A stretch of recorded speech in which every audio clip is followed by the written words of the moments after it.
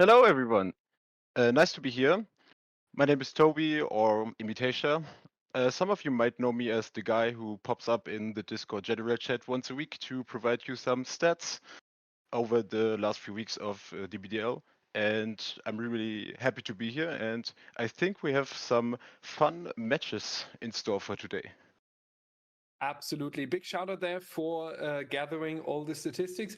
We will hear Toby very, very more often in season 9 as well, because we have so much to discuss about these statistics, especially when we go towards the end of season 9, when it's about who's going to take the playoff slots and then obviously in the playoffs. If you want to find information about the playoffs of season 9, by the way, you can join our Discord server. We posted the exact process for the playoffs there earlier. But now it's all about Chimera and Night Owls. Toby teased it a little bit. It will be an interesting matchup. Night Owls, a relatively experienced team, though Chimera, relatively new, shaping themselves, gaining experience in various other orgs. I personally never heard of them before. This is something I always love about the Scrim Nights, that we meet a new team. Toby, have you seen them play anywhere before? I don't think so. I've never seen Chimera play before. I'm also very familiar with Night Owls because they participated in the winter circuit a few months ago, where they were stopped by the lower bracket run of Sinners, if I remember correctly. But Chimera is also unknown territory for me. Yeah, that's Sinners. Remember that. That was so sick because I believe it was Night Owls dropping them down, and we had the first match, and then there was basically a rematch happening in the winter circuit, and then this time Sinners was taking it. Was really exciting back then. Also, ladies and gentlemen, we are on no delay today, so if you have anything that you always wanted to ask about DBDL, for example, what sandwich prefers the producer, or how is season 9 created, or how do I become a caster, or I don't know, whatever you want to know about DBDL or our tournaments, today is the chance. And the great chance is today you don't have to put it in a ticket in a written form or in a feedback channel where we might misunderstand something, or we have questions. We can discuss it here. We can ask more people, what do you guys think about this concept? So yeah, I think this is a chance for all of us. We can learn a lot. You can ask a lot. We can yap a lot, basically. So that's going to be an exciting chance. So if you have any questions, just drop them in the chat. And we should start talking about the killers that we have to say, especially the ghost phase. Now, Toby, I have to tell you a story. Rats dropped a very big message when Chimera picked Ghostface, because Rats is really known for Ghostface and Night Owls is really known for Ghostface. And Rats said, either you have great confidence or you didn't inform yourself before picking Ghostface. Do you think Rats was a little bit too confident there? And is the pressure too high now going into that first set? I think Reds is pretty comfortable on Ghostface. When I hear Ghostface in competitive DBD, all I think about is Reds in the winter circuit. I guess they picked it 2 or 3 times. Every time they had the chance to. So I think he will be pretty confident going into the set with the mindset that they will win this for sure. All right. I thought for a second I had to disconnect, but everything seems to be fine. I will check for questions in chat right now. Wait, Let me am I find lagging? them. I don't know. I thought I had to disconnect. Okay, something was very weird here. I think it was Discord actually, because my internet for once didn't disconnect. Sorry, guys. I was talking about the point system the entire time, answering that question. And then I realized that Discord restarted in the background and made an update. Very nice. So Oh, back perfect. to the question about the points. So we had one. How are we determining a winner? We have two teams playing against each other. Killer A against Survivors B, Killer B against Survivors A. Then we compare first who got more generators done. If this is the same, we ask ourselves what killer got more hook stages. And if this is the same as well, then who got more individual survivors hooked. So basically, if you get 9 stages as a killer on 3 individual survivors and 1 is escaping fresh, that is worth less than a killer getting the same 9 stages, but on 4 survivors. So this is something that we take into consideration. And only if these 3 win conditions are the same, then we are going into the next set and potentially coming back to decide who's taking the set point from the set that was tied earlier. How do I drink constantly without having a constant hangover? That's a very interesting question that you need to figure out with your doctor. What do you recommend to start getting into comp DBD if you're still kind of a beginner? I recommend joining the Scrim server. You can join the DBDL server and ask for it in general chat. We will give you a link. In the Scrim server, you can find a lot of people playing 4v1. You can try join them. You can also post in our channel looking for team. And I would recommend, even though it seems very hard going into the 1v1 ladder we have, it might be a little bit hard at the beginning and a little bit overwhelming and maybe a little bit frustrating at the beginning, but you definitely get a huge skill jump and a huge performance jump out of nowhere when you play against all these people. So this is something I would recommend. How do the teams pick the killers? Are there certain rules? Teams are, in Season 9, it's based on the bracket. So the team that is listed first gets to pick heads or tails for a coin flip. The winner decides if they want to go first or second on the ban process. And then we ban 4 killers in alternating order. So ban, ban, ban, ban. Then we pick either 2 killers in a best of 3 or 4 killers in a best of 5. And then we ban again until the tiebreaker is remaining. When is it starting? Right now, because we loaded in. Here's a good question. Are there any ideas, event ideas, balance changes, map choices that got scrapped, and why were they scrapped? Oh, there actually were. Something that we were talking about is always if we set the pools ourselves for a tournament and not come in with the 19 killer pool where the people can pick off freely. This was something. We also talked more about 1v1 team events. So for example, having 4 survivors forming a team. Then the first survivor is getting into chase. We take the time of that first chase until going down. And the second survivor chases on the same map with the remaining resources, adding the time. And the third and the fourth. We hosted this one time and we really wanted to optimize it and host it again. But we never got into it because we decided that we really want to focus this 4v1 element that DBDL has. This is definitely something, and we were considering an event where you have to make your choices about perks based on buying the perks. So like rating the perks into tiers and then potentially losing points if you only take S tier perks. But this was something that turned out to be too complicated. We are in with Oni Shrek on the ghost phase and 4 survivors of Night Owls. And Toby, that's a lot of stalk progress, and that's a very wonderful first down by Oni here. Really much stalk progress in the first few minutes of the game. Winter Edit already ending out the first hook stage.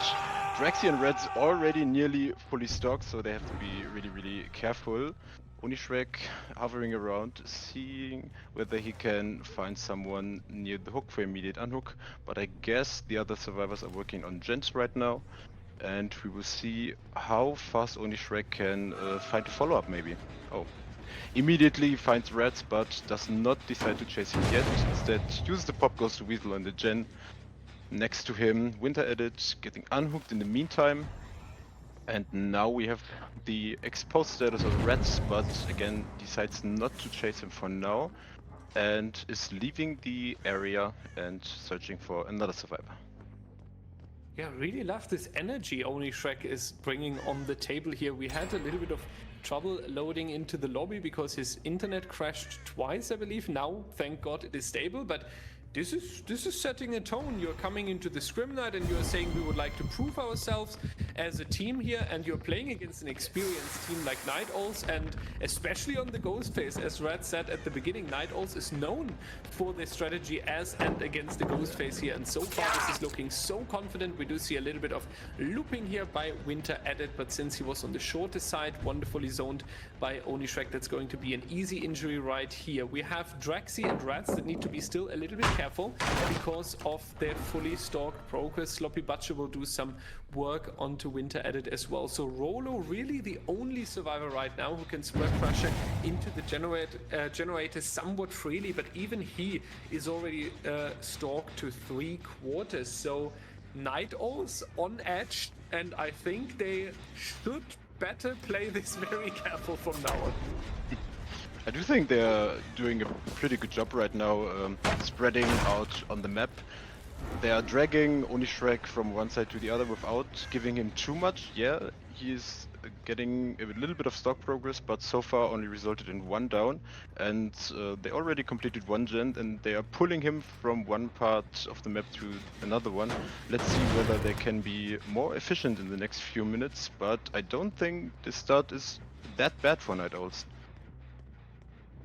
Yeah, they definitely make some sort of comeback here, since Winter Edit is now healed and Draxi and Rats were both in that exposed status effect, able to survive it. It is now a huge setback for Oni. I'm not entirely sure if it was a good decision to go for so much risk and putting so much risk on them and then not benefiting at all and not having that necessary hook stage. Rat's going to be back on 90%. Onishrek decides to leave that survivor, very understandable. We rather want to pop up behind the corner later on, stalk that survivor fully and then put him onto the ground very quickly. We are going into the next chase with Draxi here, who has a God pallet available in the hallway, so this resource is going to be quickly dropped as well to make some distance and waste more time. That should also result in a lot of generator progress now, because it's becoming relatively quiet in terms of the survivor pressure here. We don't have injuries, we don't have any unhooks and resets to go for, so Sloppy Butcher also not going to do the biggest job right now.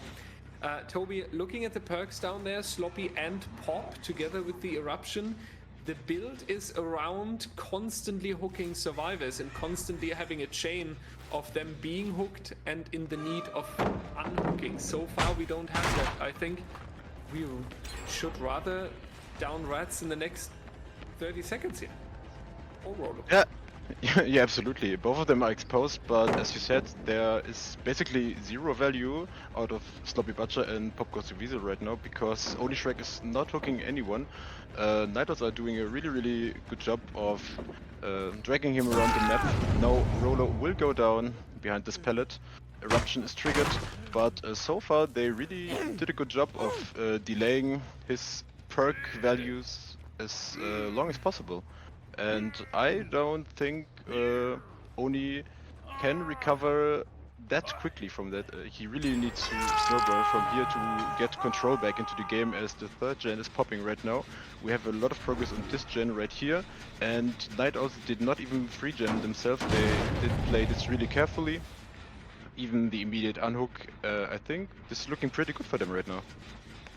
Yeah, I was a little bit worried considering Rats' message in the match chat saying either you are not informed about Ghostface or you are really confident, and then we saw the start that was a little bit rough for Night Owls, but now taking the recovery and the confidence on the generators, I really think we are seeing this experience of the team on this set.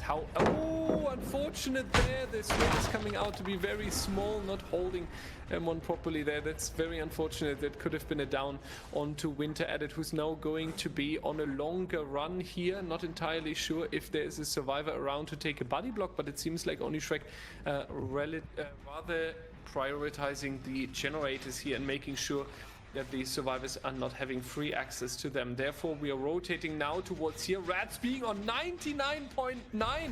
What is this progress in the hut right there? This was the most perfect 99 we have seen in the history of competitive Dead by Daylight, I would say. And Rats going to be in a relatively good spot here because we still have the pallets available. A second one over here, chaining into a window, and another filler in the hallway. So Night Owls was also really careful with the resources, but Rats getting a little bit greedy here and a little bit too confident, resulting in a down. Is this the potential comeback for Onishrek? It could be, but in the meantime the 4th gen pops, and I do think the gen next to the hook had a lot of progress.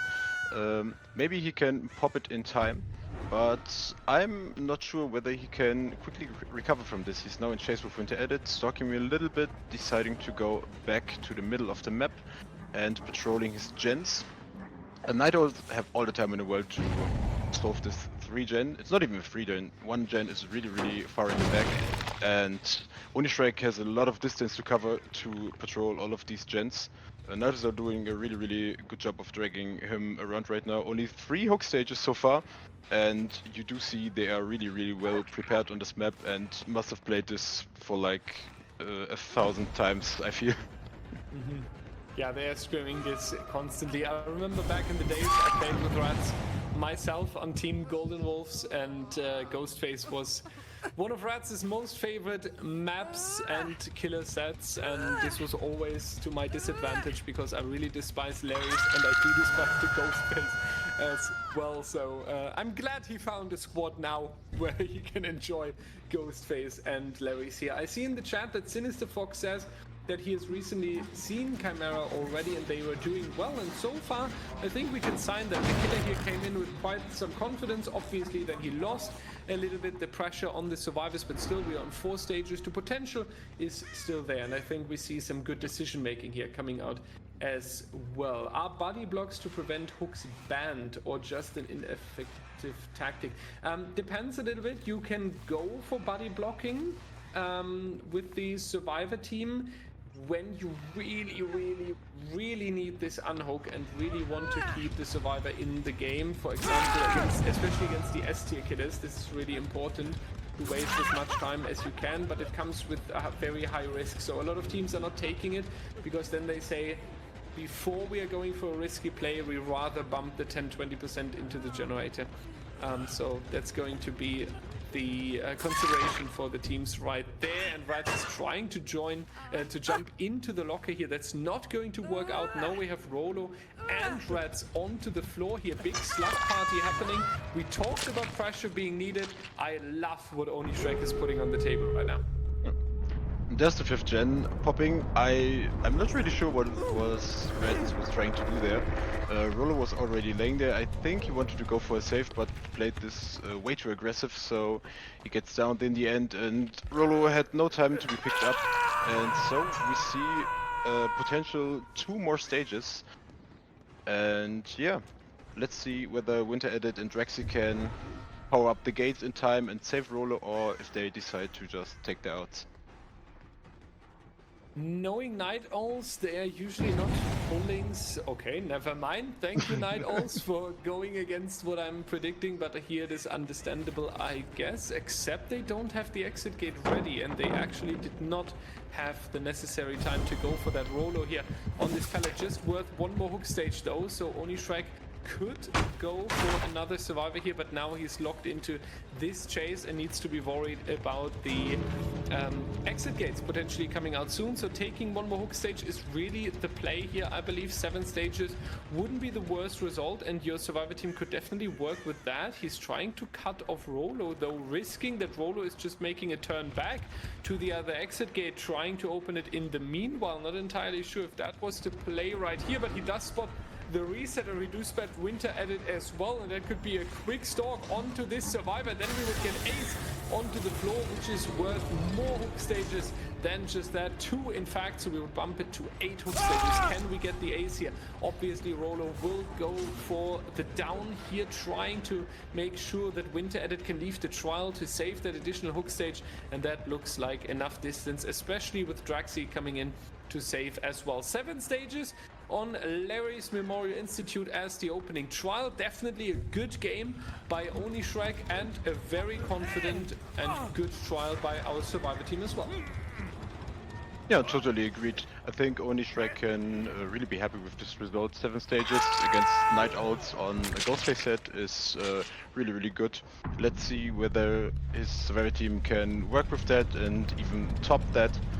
And yeah, but I think his performance was pretty solid. Yeah, definitely something where Chimera can consider this a good start into the Scrim Night and a good opener into their performance in DBDL. Good job, teams. We're going to switch the sides. We're hopping back into our campfire chat for that to increase the vibing vibes a little bit, the vibe factor. So if you have any questions about DBDL Season 9, tournaments, casters, housekeeping, I don't know what it is, then please drop them now. This is the perfect chance to go for that. And in the meanwhile, Toby, you are our statistic guy. We will hear a lot from you about Season 9 in the Season 9 streams, obviously, when you're joining us as an analyst as well. Is there one thing about Season 9, though, that really surprised you so far, where you look on your statistics and say, well, this is something I didn't expect going into Season 9? Anything like that? Yeah, totally. If I compare the 4K percentage, for example, if I compare it to the winter circuit we had earlier in the year, the killers are way more deadlier, and we do see a lot of 4Ks this tournament so far. For example, we have 102 trials so far, and 51.96% of them ended with a 4K. So more than the half of the matches are ending in a 4K. Our kills are really, really deadly. Back in the winter circuit, was like 40%, so we have like a 10% increase there. That's crazy. Now would be the interesting question, where's that change coming from? Is that because our balance in Season 9 is so much more strict on the survivor side? Or maybe our killer players actually getting all their hands on Season 9, all these little mechanics, all these little mind games, and therefore being a little bit deadlier? Outstanding for sure is that our nurse players are way deadlier than in the winter circuit. I think we changed map between winter circuit and season 9, so that might be a factor. And also the dredge, we have had 10 dredge sets already. With a few replays Bubble. because yeah, Bubble, of course. We had a few replays of sets because there was a tie, and 7 out of 10 sets ended in the 4K. And the sets that didn't end in the 4K had like 10 or 11 stages because someone found the hatch, and hatch on Midwich is RNG based. So it's yeah. Dredge and Nurse definitely have their part in the kill rates going that high for sure this season. Yeah, absolutely. 20% increase of the 4K rate from the winter circuit to Season 9 is really, really interesting. I didn't expect that. It felt a little bit more like we see more 4Ks, that's for sure, because talking behind the scenes, the staff team always laughs, and you as a caster, I think I'm talking for all the casters. It's much easier when you have a 4K win condition, because otherwise you need to keep track of the hook stages, how many people were actually hooked, stuff like that. And having a clear win condition, like the team needs to get an out or the team needs to get all the generators done, is much easier. But 20% is really, really huge. Mathis, to answer your question, I'm doing really great today. I was reading Kafka's Verwandlung for the whole afternoon. And literature is always making me feel great. Probably a lot of people are now rolling the eyes, but yeah. Okay, that's definitely huge. 20% in the change. Is there another one? Now I'm excited. What else is standing out to you? We had I'm also keeping track of perks, and we had a total of 31 different perks so far in season 9.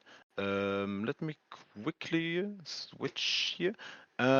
We have like some really, really niche perks. We had like one Nurse Calling, Chorophobia, Distressing, one Hex Face to Darkness, Hex Hunter's Lullaby, and we even saw one game of Whispers. So the perk variety, even if the perks are only picked once, definitely increased in comparison to the winter circuit. Of course, we have like a lot of standard builds.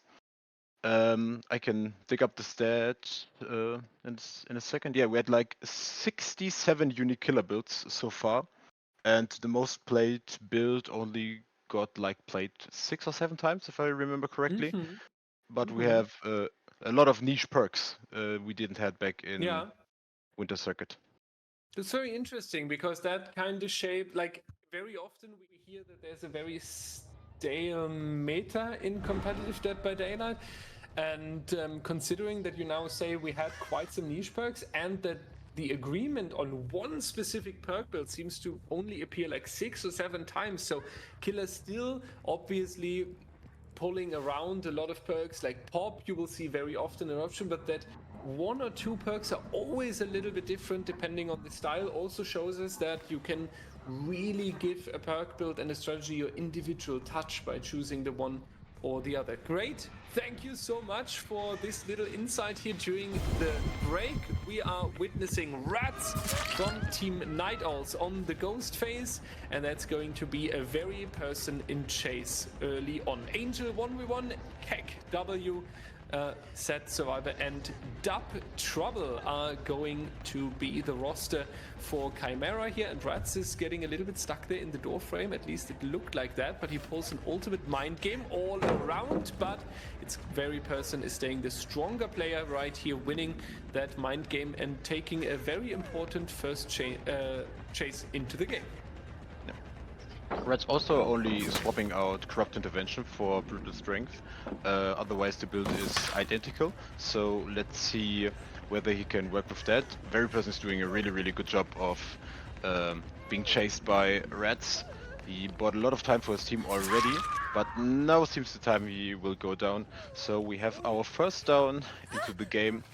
Let's see how... Reconnection successful, says OBS. We are back, ladies and gentlemen. Short problem there on our end. We apologize, and we will ask the teams for a restart. Usually in Season 9, we would not restart, obviously.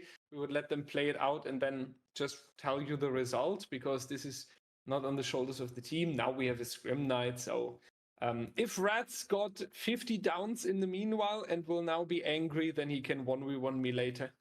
And then he can demolish me and get his frustration about the restart of that way. Yeah, we apologize, but we are back. That's the good news. So don't run away. You will not spend your Thursday evening without us. You cannot avoid it. While we are setting up the lobby again, we have another chance that you ask your questions. Anything you always wanted to know about DBDL, anything we can answer. Today is the chance, since we are on delay. Also, if you would like to play in the Scrim Night, because you also have a team where you say, I would really like to introduce myself with my squad.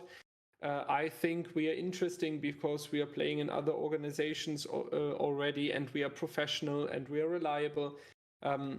If all of that is true for your team, may it be NA or may it be EU, then please send a Discord DM directly to Savannah or myself, Direwolf, and we will definitely count you in.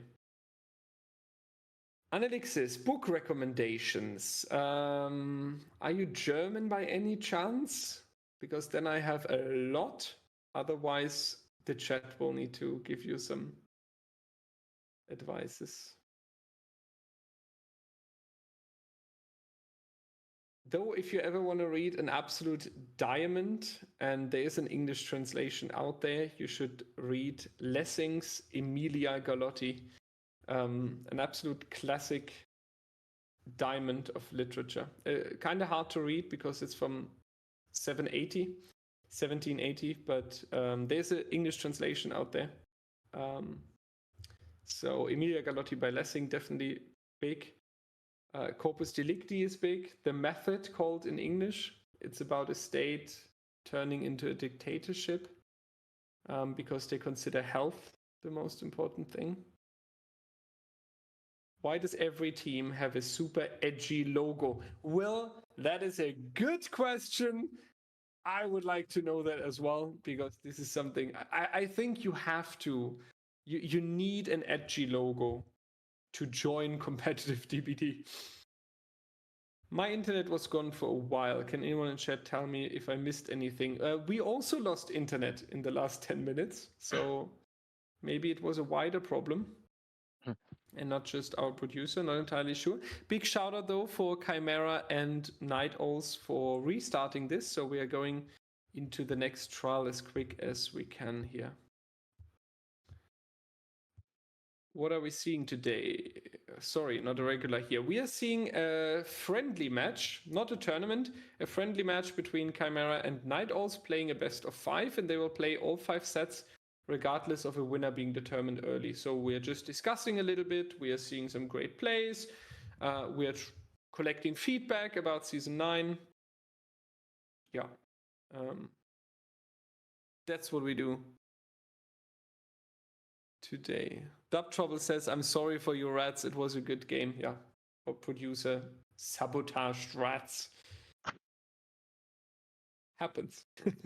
I mean, rats should be able to execute that again. As we said earlier, Night Owls is really, really strong, especially on the ghost phase. They are known for it. So we should see them doing really, really great. Toby, have you ever played competitive Dead by Daylight in any way? Not yet, no. I considered it, but I don't feel experienced enough in the game for now to try out competitive. But I love watching it, so there is at least that. But I might try it in the future. Mm-hmm. Yeah, I haven't played myself for 2 years, unfortunately. Sometimes I really miss it, and then I always remember how much work DBDL is, and then I'm like, I shouldn't get back into it. Are you guys excited for the new killer? Yes,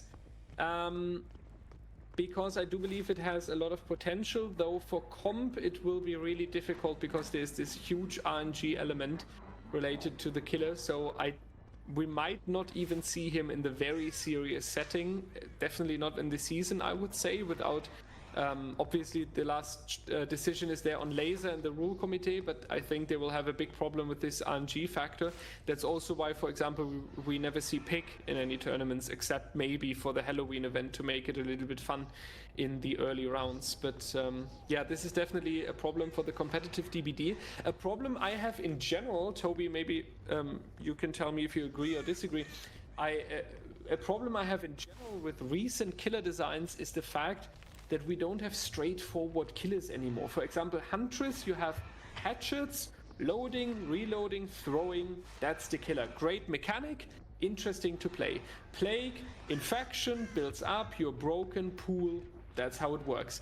And recently we have, the killer can throw you, he can also teleport. Next to that, he can use the locker for this and all stuff like this. I feel like we are getting so many concepts recently where killers are also recycled. Like every time I look at the alien and his tunnels, I feel remembered of the game mechanic of the Demogorgon. Every time I look at Pig running to a box, I feel remembered of the Plague running to a fountain.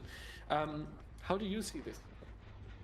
I totally agree with you there. I feel like the newer killers don't have like this clear personality. They are more like a jack of all trades, where they have a little bit of everything. For example, the unknown, where you can teleport, he is like ranged, his teleport is instant, and they're like, the powers are really, really full with everything you can possibly imagine, but there's no clear direction for the killers. Same with Vecna. He's like 4 different powers with different aspects he can use for different situations, but there's no clear direction for his power. I totally agree with you on your statement there. Yeah, and like, this is something I understand. It's also about dropping new content, and we gotta say Behavior is doing a really good job on that, because the game is 8 years old now and the player base is still rising. Usually games after 8 years, they are not even existing anymore. So they are doing a good job there. Just sometimes I would feel like take 30 days more and make the concept a little bit more unique. But that is my very, very personal wish and not representing DBDL here. That's going to be Rats trying to get more stealth progress on the survivors around, meanwhile tunneling out KEKW. Very important strategy in competitive Dead by Daylight to make sure that you're cutting it down to 3 survivors only, and so far Rats is doing a really, really good job on that. Straight back into the basement, also really good to defend the basement, because Dub Trouble and Very Person both stalked by 80%, and when they are going down into the basement, you can lean around the corner on the staircase, you can easily expose them before they even make it out, and that's going to be the next exposure coming out onto Very Person here, and it will even... Oh, actually not! We are missing that little bit of a centimeter. Second try, Rats not successful with that, and the problem is now Claudette is able to go back into the center of the map, so Rats not able to zone her there. That was rather unfortunate. You're totally right. W is now on Defog, of course. Very Person still exposed, and we go for a quick tunnel out here. Reds seems to want to chase Dub Trouble, I think, in case he would go for a flashlight save. See for the people there to prevent the instant snowball. We have 2 people fully exposed. Reds still in chase, but there's a really good pallet for Dub Trouble right here. Oh, he's hesitating, and now he goes down. Red staying calm. Very Person now reset, and I guess the servers will try to go for full reset maybe, excluding Angel 1v1 of course, because he's still broken. Yeah, for a moment I thought Reds had this game totally under control, but with the prevention of the instant tunnel out and the 3rd gen popping in the distance, the survivors are doing a really good job so far. Reds only has 3 hook stages for him going right now. Yeah, have to agree there. Absolutely love what Chimera is putting on the table here in terms of survivor gameplay. 99 onto Very Person, so Claudette is the only healthy survivor now in a lot of risk as well. We are checking on the generators. Pop goes to Weasel Kick, just coming through in time. Good time management there by Rats, taking that regression onto the gen, and now we have 3 injured survivors. Always a difficult task for these survivors to decide now. Do we go for the full reset, especially considering that the sloppy would add quite some time there, or is Rats maybe able to locate these injured survivors? One of them definitely, and that's going to be Dub Trouble going down onto the ground here. Hook stage number 4. We have 2 generators remaining, so the game is on edge. I feel like either Rats is pulling it now with snowballing potentially, either by downing Very Person relatively quickly or catching Angel somewhere, or the survivor team having one longer chase, smashing through the remaining generators. They also have a beautiful gen setup right here. The gens are pretty spread. You see that one gen all the way in the distance. If they manage to break one of these gens more in the middle of the map, they are in a really, really dominant position. Every survivor is now full health. Very Person managed to get Rats out of his power, so we won't be fully stocked. Checking the basement whether someone is trying to unhook Dub Trouble. But seems not to be the case. Angel 1v1 now in chase, getting attack, applying the sloppy butcher. But the survivors are doing a really good job so far. Very Person is dropping into the basement, but being exposed and getting down to the basement. Oh, this could backfire really, really hard. Dub Trouble might die on hook here next to Red. This could be really, really bad for the survivor team. Absolutely. Shining there. Rats is shining there. We talked about the potential of the basement defense, and Dub Trouble dying. Very Person on the hook. That's 6 stages already now. With hooking all of them, it would be 8, and that would be the win condition right here. Matt the Lizard, first of all, thank you for 300 bits and supporting DBD League and our tournaments. And in regards to your question about the pick in the tournament, I do think that the problem with pick for the tournament is the RNG factor, because to win with pick in a tournament, you would definitely need to use the traps to apply the slowdown on the survivor, this additional task that they need to go for the boxes, because otherwise she would be too weak to be played in a competitive environment. And yeah, then comes this RNG element, and this RNG element can create a very different game. If the other survivor team is finding the right box always in the first moment, and the other survivor team always has to go for 4 boxes or even 5 boxes with an add-on, then it's a very, very different gameplay. And then is the question, how much skill expression is there and how good can we compare that when the survivors are playing on such different conditions? So this is the problem there. On Pig, it would be RNG, how quickly they find the key for their trap. That would be the RNG factor there, and this can cause a lot of time loss, yeah. And about DD, I totally agree about 8 years. Definitely being for the devs. After 8 years, coming up with new concepts, definitely being a really, really huge thing. So this magic alone is definitely something really, really huge. I have to agree with you. But Rats, in the meanwhile, while we are answering questions about the pig, is absolutely smashing the survivor team of Chimera here. 4K on 2 generators. Toby, that didn't look like it at all. That was an insane comeback by Rats here. It's so unfortunate for the survivor team. They had everything they needed. They just made one tiny mistake going into the basement too early or even a little bit too late. The rescue gets denied and Red snowballs from there, leaving no one alive. It was a really, really small mistake. They needed to change this up for like a little bit, but this single mistake cost them the whole game. It's really, really unfortunate. Yeah, absolutely. And Rat's also punishing this mistake. This is something that you need to do as well. Very often survivor teams are making a mistake, but the killer lets it slide, doesn't realize that the right moment has come to go for something, to go for a comeback play like this and taking a lot of pressure on them. So Rat's definitely doing the most here. That's going to be the 1-0 for Team Night Owls. Congratulations there. However, Chimera definitely the first set was really interesting and really exciting. We are moving on to the Singularity, going to be played on Dead Dog Saloon, a map that we will see 3 times today actually in set 2, 4, and 5. Singularity, an interesting killer. A lot of map control potential due to, I will call it, cameras. And the teleports as well.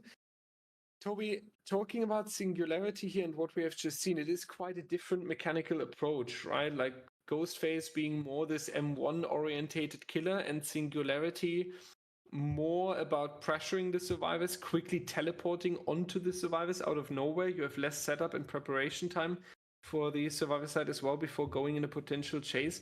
What is important here for the teams, especially maybe considering the map that Dog Saloon? Singularity is more about map control for sure than Ghostface might be. Singularity plays more like a hack or a traditional trapper, for example. He wants to get his web of cameras up as soon as possible and always get the survivors slipstreamed. And if the Singularity can keep up this web of cameras without the survivors breaking parts of it or even the whole web at all, this can be a really, really tough match, even on Dead Dog Saloon, because you have some really, really nice camera angles. And if you know the right camera placements, Dead Dog can be a really, really rough map for a survivor team. You really need to play on point to get good results out of the set. Yeah, it's also a lot about this awareness, right? That the killer can come out of nowhere and you just sit on a generator, then comes the teleport, so you need to be aware of your surroundings more. You don't have much time to check where are my windows, where are my teams. About the pig, to finish off on that aspect on this discussion, I understand the concept with having the traps immediately and then not seeing them. This would definitely set a standard, kinda. But even then, the removal would still be RNG based. And if you imagine that one survivor team always needs 4, if they are very unlucky and the other survivor team gets it after the first one, then we would still face a non-comparable condition there in our match. And it's rather unfortunate because I think the pick is a very nice killer, and RNG is always problematic. We talked about it earlier, even a Midwich Elementary School, which is a perfect map for the dredge due to all the lockers, has this difficult element of the hatch, and the hatch being RNG based. So there you can also ask yourself, a killer getting a 4K doesn't find the final survivor, and then a survivor escapes with the RNG hatch with having luck. Is that competitive? Is that something where you can compare the performances?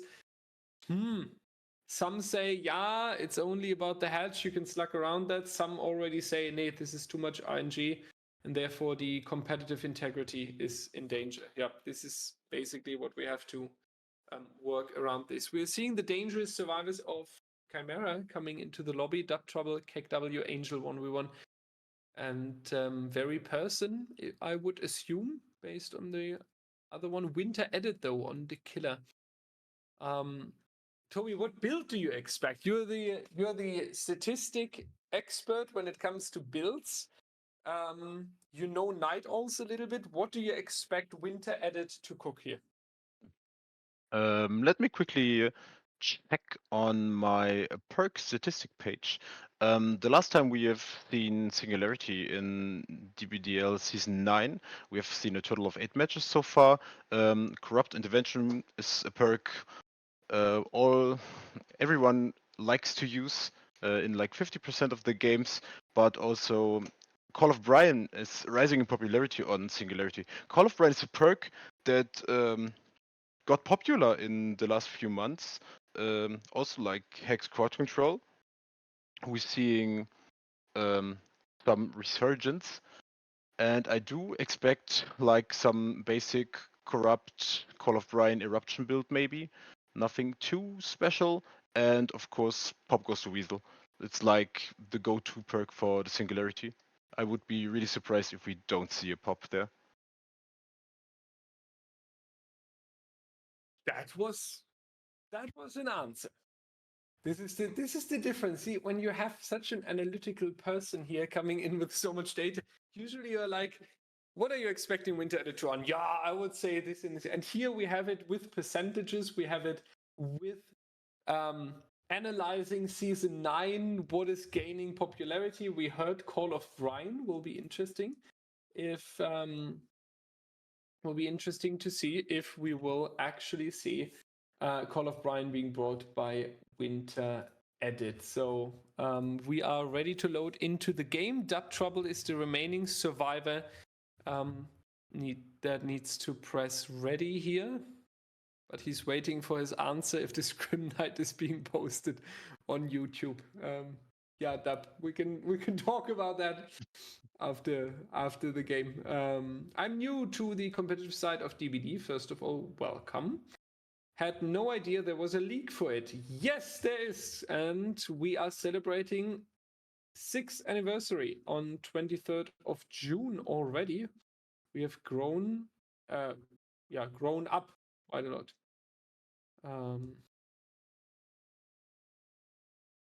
Let's see.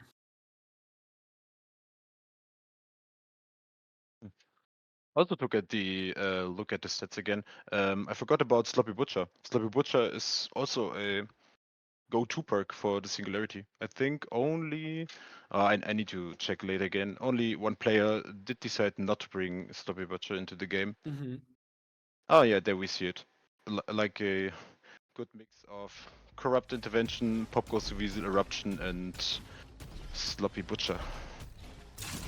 Yeah, Winter Edit will perfectly align with the other Singularity players and will go for Sloppy Butcher as well, together with an Eruption, Pop, and the almost obligatory comp perk Corrupt Intervention, even though we have seen some perk builds in Season 9 where Corrupt Intervention was not being brought, and instead another regression perk being prioritized. Winter Edit trying to find the survivors through the cameras that he already installed. We see a few scratch marks there on the main building, but so far nobody. Chimera playing the slow and chill. Almost 60 seconds have expired here without even having attack with the camera on anyone. This is a good start for our survivor team.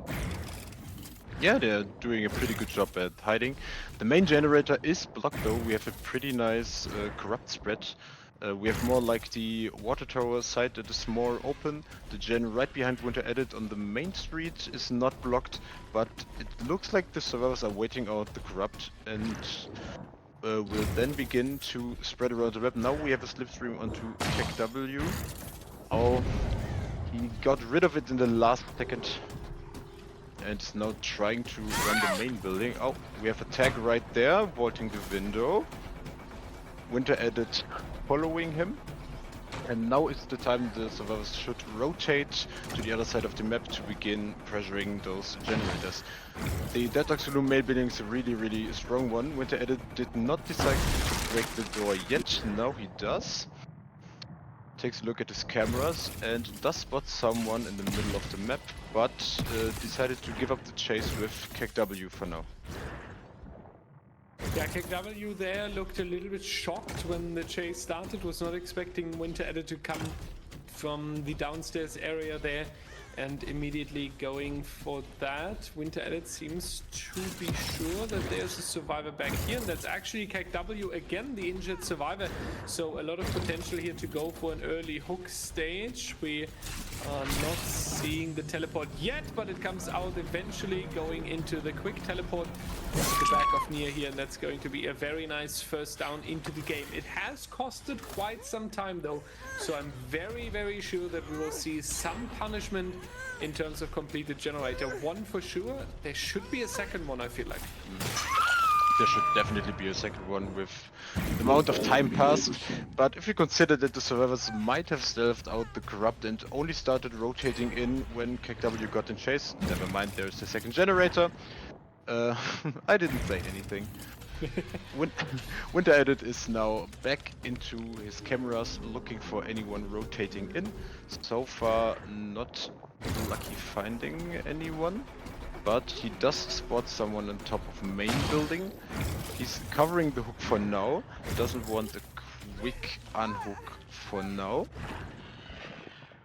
I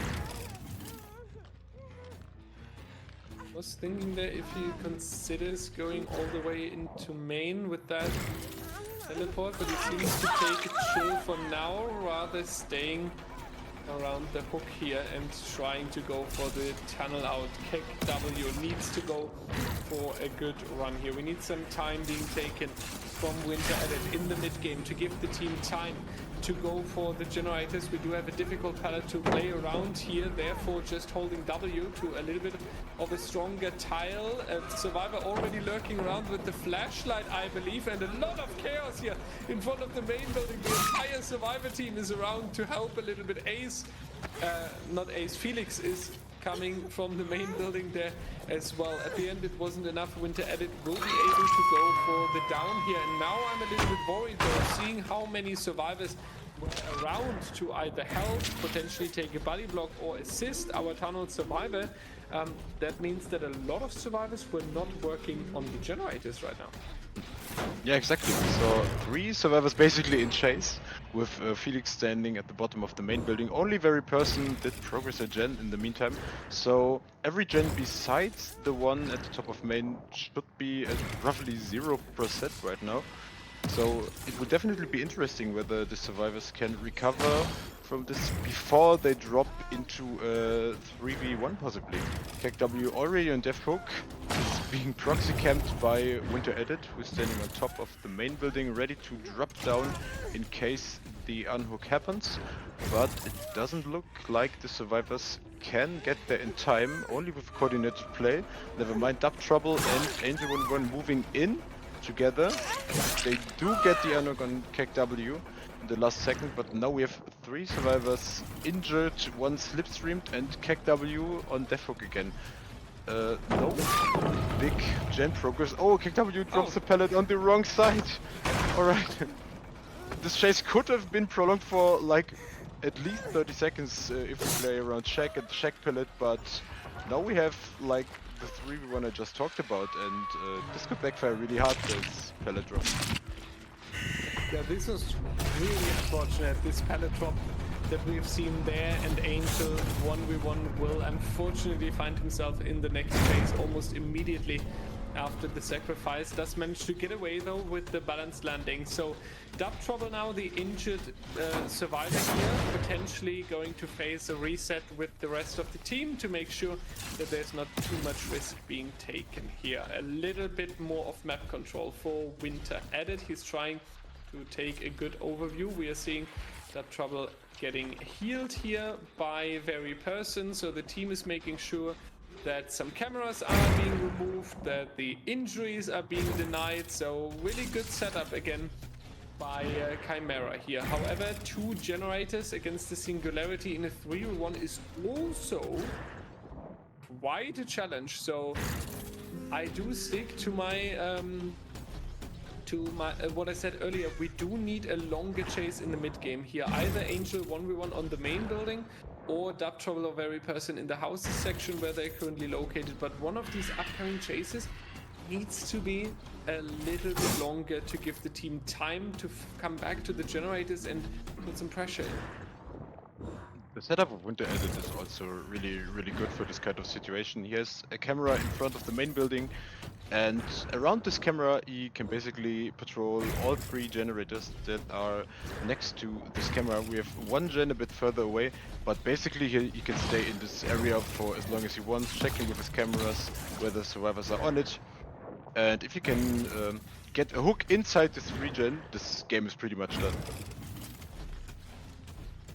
Now, this is something Chimera will need to be aware of, that they are not going too close into the setup, that they always heal in case there's another injury coming out, and then running constantly towards that windmill at the other side of the map. And just while we said that, our survivor is taking the wrong direction, running back towards the generator setup that will eventually allow the killer to have a hook in this 3-gen setup. Wrong direction, Dub Trouble.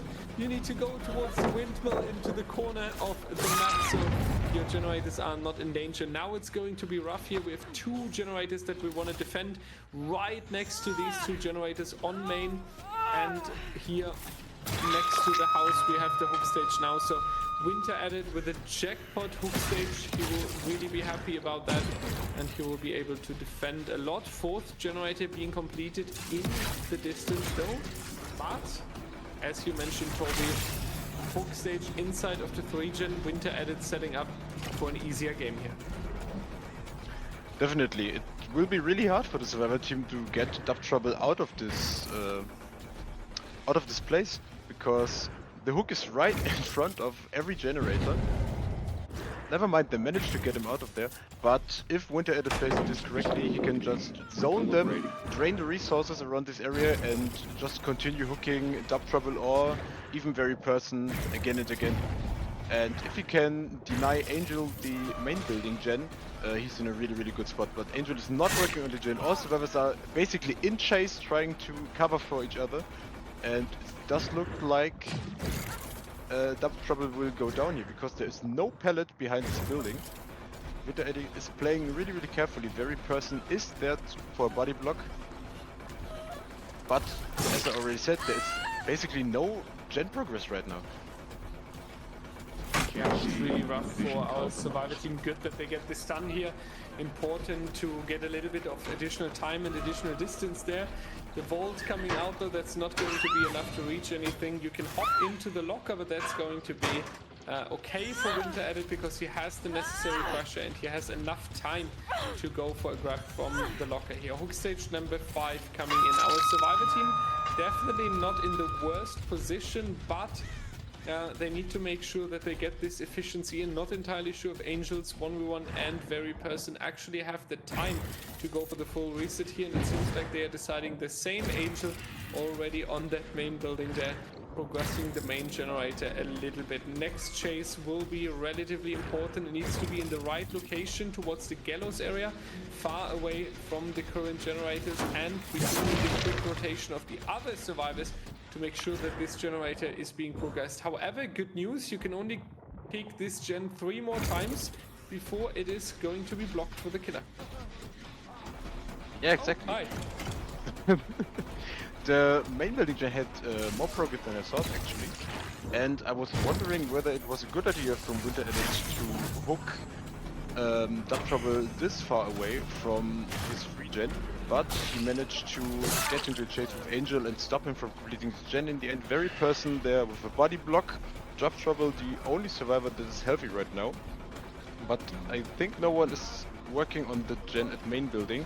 As long as Winter Edit can keep this gen from being progressed, he is still in a really good spot. He did not destroy this pallet earlier. Maybe he can play around it. Yeah, just looks like it's Firecracker is dropped, but with no effect. Angel goes down, and he might go back on to the hook right in the 3-gen. Yeah, I wouldn't be surprised. He does go for the hook stage and straight again, right in front of the main building, making sure to have a good overview across the generators that he wanted to defend. Claudette staying closer, that's a good idea here, going for the instant pull right when we're scaling off the survivor section. Now these two can go into the main building and can go for a double up there, putting some percentages in and increasing the pressure on the killer. And this will be the big task for our survivors now, constantly splitting across the generators and making Winter Edit feel that he has no time for misses. Every stun with a pallet, every mind game that the survivors win needs to feel like a proper punishment for the killer. Dub Trouble, however, taking the injury here, and Winter Edit will go back now, checking on the main building, applying the power onto the survivors here. That's going to be a second one. They are both forced to run away, and you win a little bit of time. Again, feels like on edge, and whoever makes the next mistake, either survivors overcommitting to a gen or killer overcommitting to a chase, might be the potential losing side here. Yeah, and props to Chimera because they are doing a really good job of dragging Winter Edit to parts of the map where there are still resources up. They are not running into large dead zones and are using the resources on the map really, really well. They are doing a really good job of dragging him around, and they might be able to finish the main building gen or the gen behind the house right there. I think we might get all gens done here if Winter Edit does not snowball this in the next few minutes. And that's going to be a balanced landing. Angel 1v1 reaching this relatively safe pallet actually, and here's another one as well. Unfortunately, this will be the Omega Brutal Strength kick due to the teleport that just came in, and that's going to be generator number 5. And it's not only generator number 5 with greeting, it looks like we will see potential outs here, because Felix doing such a good work here, chaining the pallets together and making sure that Winter Edit is losing quite some time. The block of the cameras there next to the exit gate as well. Really nice planning ahead from our survivor team. Dub Trouble and Fairy Person are going to leave the trial more than likely, and that would be 8 stages, 4 stages out of the door. Really, really great comeback, and a lot of patience as well. That's really, really to point out here. They did not overcommit to the generators. Instead, they went to some resets. They spread again across the generators. So really, really good work, I would say. They can be proud. Yeah, of course. They did such a good job of using all the resources they had on the map. Even in the last minute where the try was nearly over, they had like half of the map still filled with pallets because they never entered a chase in this area before. They played around the main building for nearly the entire game and had many, many resources to use in this other half of the map. Really, really good observation by Chimera. And our very nice producer Savannah is asking us in the background if we need a break. Not for now. We are going into a break after the next set to fill the water bottle. For now, I would like to ask if you have more question, ladies and gentlemen, about Season 9, about DBDL, about comp, about, I don't know, whatever you always had in your mind that you couldn't drop in our Discord server or in a ticket. And today is the chance to ask about staff members, what they like to do as a hobby. You still need to tell me how you are. I did earlier. I said I'm really, really nice, and I'm doing great today because I read Kafka all afternoon. Why is Sable such a cutie? That's something I cannot answer because I prefer Kate. And actually, to everyone who says he's playing Kate because it's a girl, no. When Kate was introduced back then, they told the background story first on stream. And I said to my friends that this survivor that is coming out based on the story, this will be my main. And then they revealed that it was Kate. I hope you're well. I am. Thank you so much. I hope you're well too. I got an ad, Tia Mathis. Thank you for supporting DBDL. Tell us, what is your favorite hobby? My favorite hobby for a long time was being a football referee, actually. And then I graduated from university and became a teacher. And since then, my time is so little, and especially because I'm working at a private school with Saturday lessons, it's so impossible also. This was really, really nice, and I'm looking for something like this again. I consider going back into it, though. Otherwise, DBDL is a hobby with all the time that goes into it. I guess it can count. Did you have nice food today? Yes, Alice, I did. Why is Kate such a cutie? I don't know. She's amazing. Are you a killer or survivor main? I'm a survivor main by heart. 500 to 1,000 hours on killers only, like 10%. So Toby looking cute on the picture there. Toby, you got a fan. Oh, damn. About your picture. Yeah, it's because the person who asked or took this picture, actually. That's his picture. This might be, might the reason. I see. If you have any questions regarding stats about Season 9, feel also free to ask. I might have an answer for that. Yeah, use the chance. Statistic questions. We have the analyst here. Best teacher in the world. I think my students think very oft differently. But depends who you ask, I would say.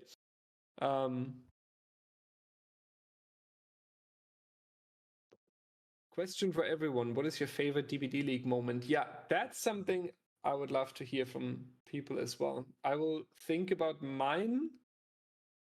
My best DBDL memory is actually Season 7, the announcement of the participants and realizing that we developed from a small team into a team that is allowed to compete in the Season 7 of DBDL. I remember how I was shaking when I saw this announcement you made, Will.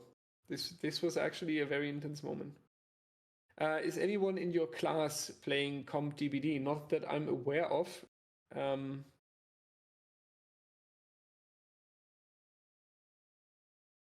That would be interesting if they would be.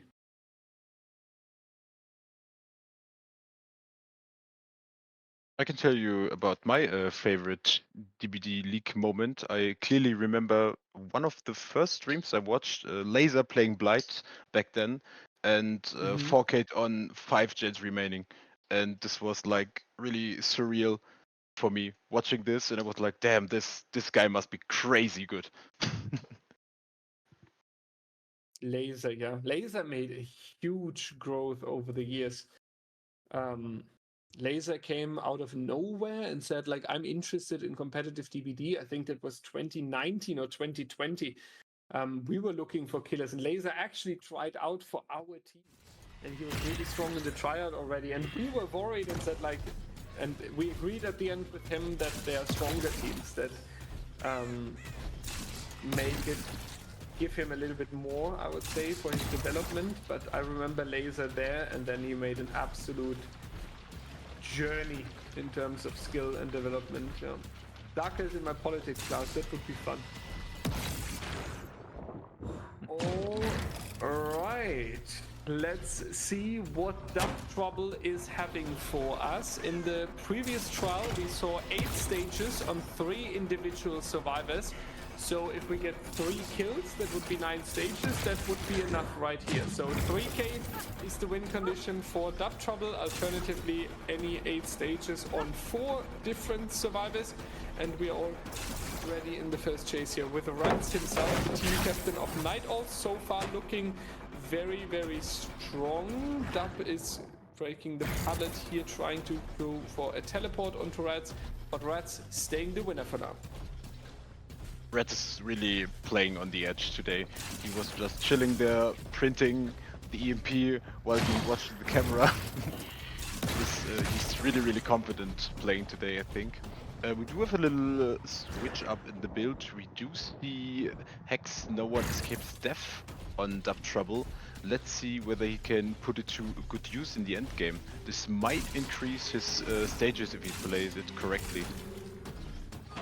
Yeah, the end game speed run chance is definitely there, considering 9 stages is what you need. You can really make something happen there. Dub is going for a teleport. Unfortunately, he has to drop because the survivor made the window in time. That's going to be a little bit of a time loss, and so far these cameras are not in an optimal place. I feel like he doesn't have the access on the back of the survivors. However, this was a very wonderful mind game, and Dub Trouble, I promised you something just for you today. I will play it. This mind game was Annihilation totale. He's an insider with Dub, but he really loves it, so he will laugh when he watches the VOD later on. First generator coming out, second generator coming out as well. So far, Survivor Team definitely in the favorite position here for me. Definitely. As you said, the cameras are not in an optimal position. I've seen like 4 to 5 cameras around the shack area and 1 in the main building. But the gen pressure of the Survivor Team is so good right now. And I do think that Dub Trouble needs to reposition his cameras in the near future, or he might lose control over this game because he's not able to reach the important generators quick enough.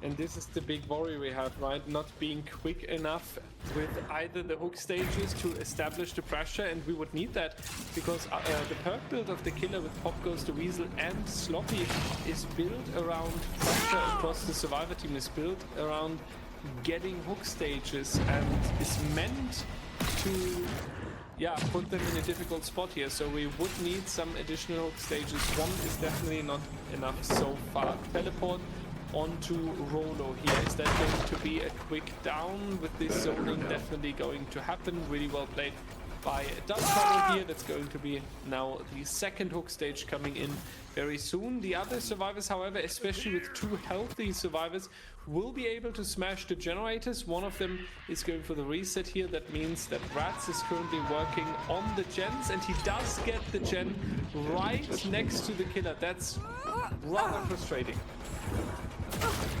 He also has sprint press to get away with this. Red's playing really on the edge right now. But we also know, because the reset happened, there's a slight whiff by Dub Trouble, because the survivor just reset, Winter Edit, there's not much gen progress on the other generators, because Rolo was in chase before that and Winter Edit got reset. Red just finished his gen, and we are basically at 0 gen progress on the remaining gens. Now Dub Trouble is in a good position where he has 2 survivors occupied.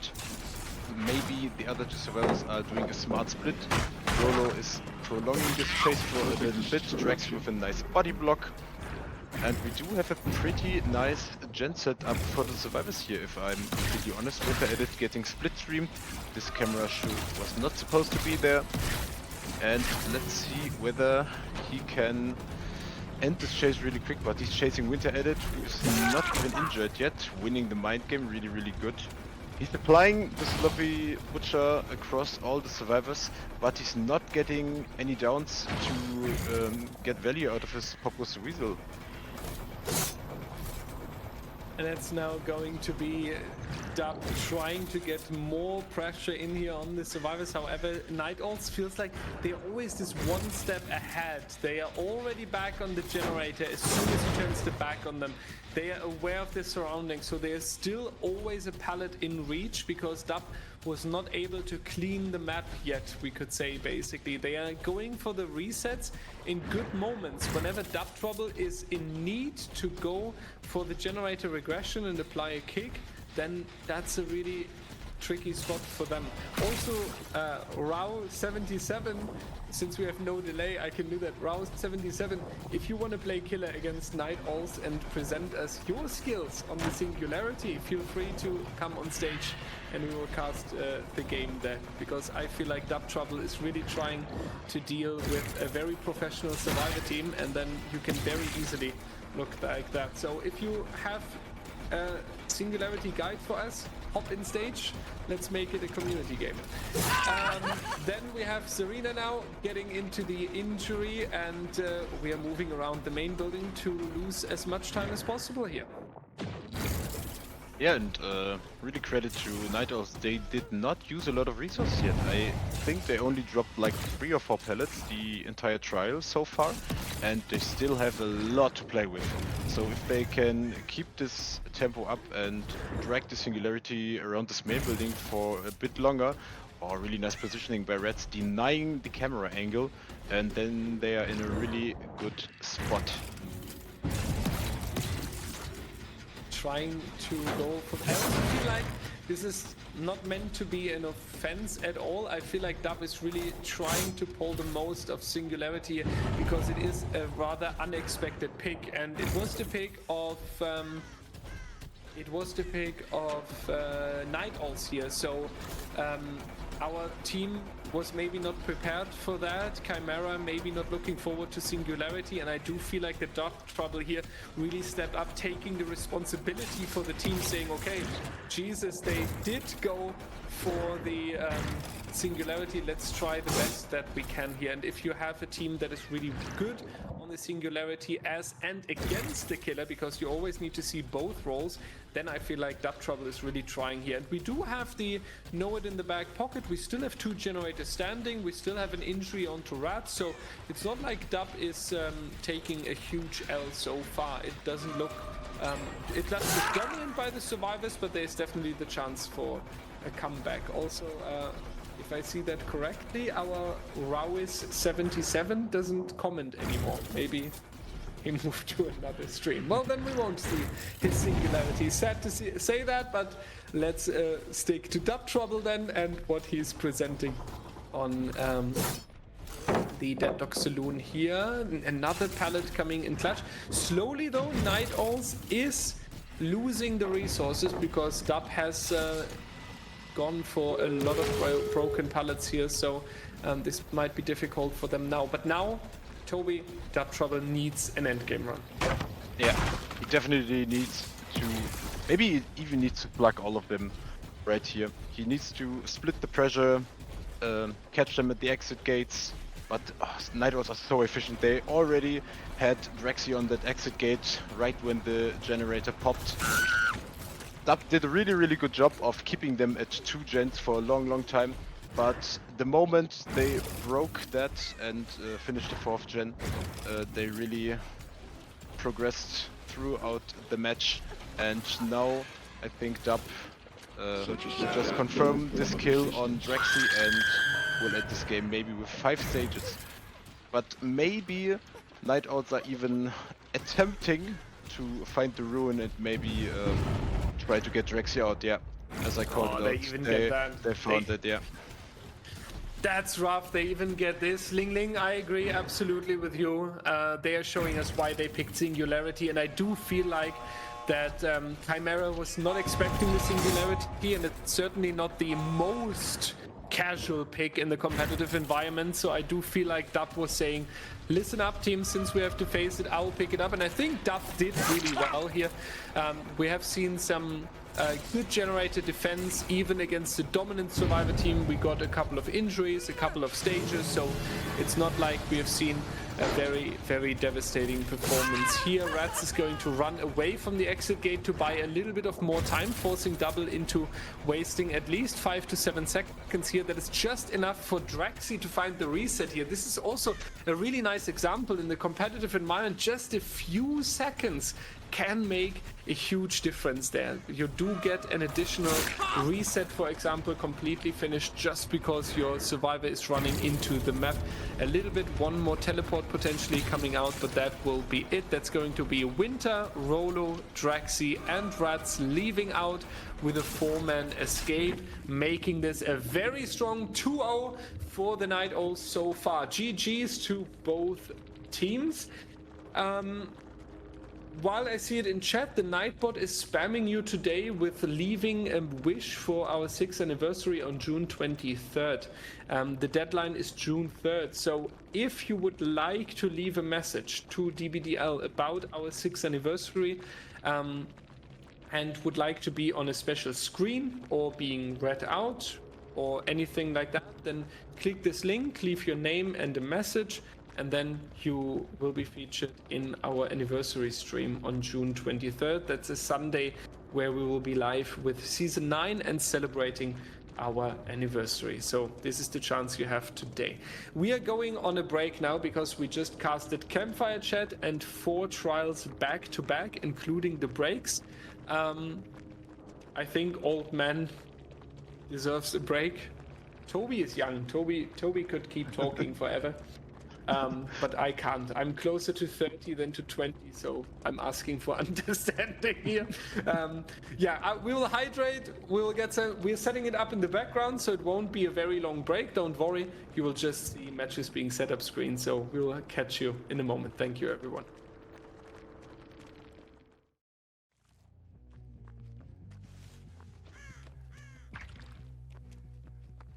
So Anna.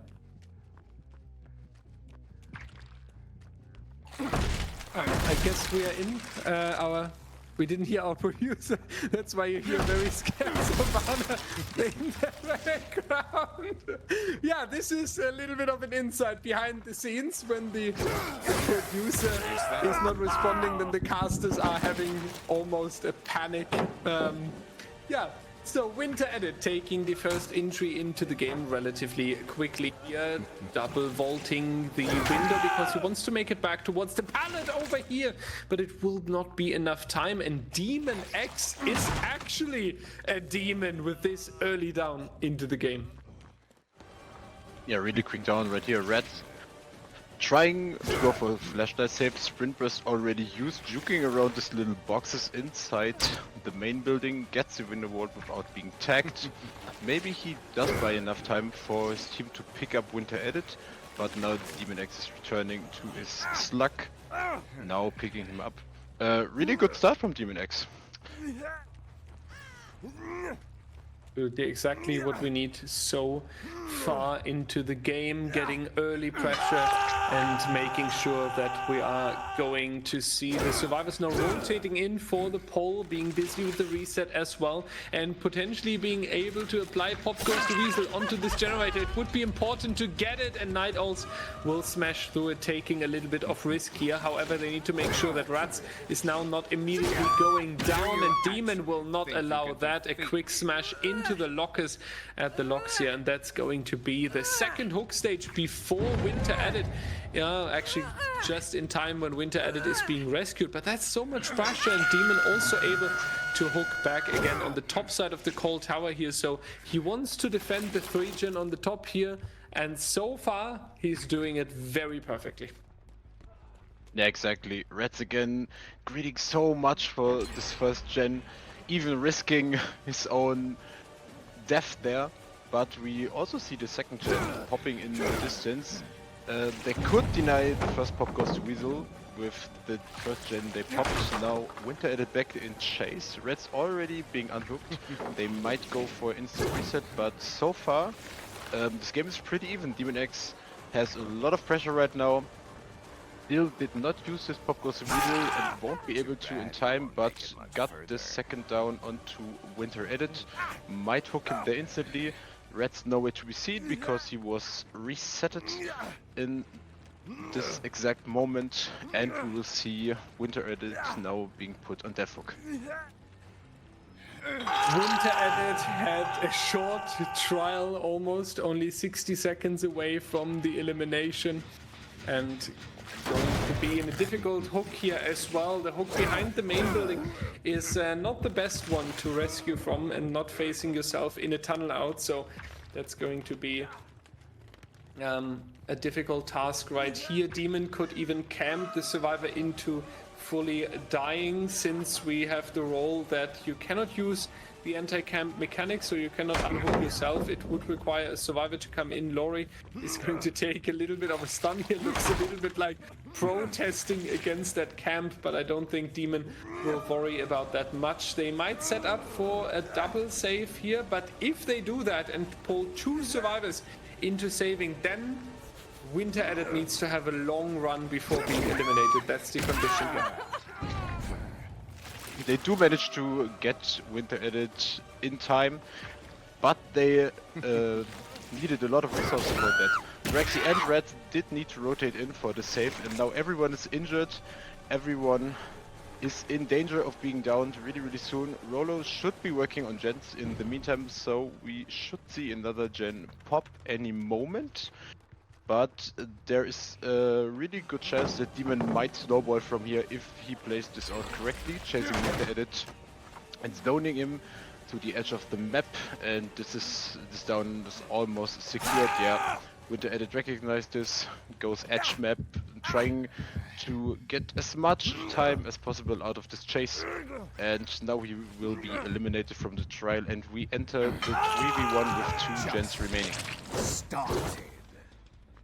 Yeah, rough for Night Owls, losing a survivor early in the trial with 2 generators still being in need of completion. On the other hand, we have a lot of progress right here, but unfortunately they are greeting this reset, not throwing a body, and a little bit confused about this play right here, because we had 2 healthy survivors that could have given their back and taking an injury here. So very unfortunate. Rat's also taking the injury, and Demon getting a lot of pressure out of this. He will be able to stop the generator with a Pop Goes the Weasel kick. He will have a hook stage right next to the generator that he wants to defend, with Draxi being unhooked here, so that might be even a turning point in this trial. It does look good. It does look really good for Demon X right now. As you said, he managed to kick the gen with the pop right there. Draxi is hanging next to this gen. Reds is in chase, and Rolo does need to rotate over in a few moments if they want to put more pressure onto Demon X. Reds is going edge map, but has a sprint burst back up and does make the next tile. But he decides to go edge map again. There is nothing to play around for Reds.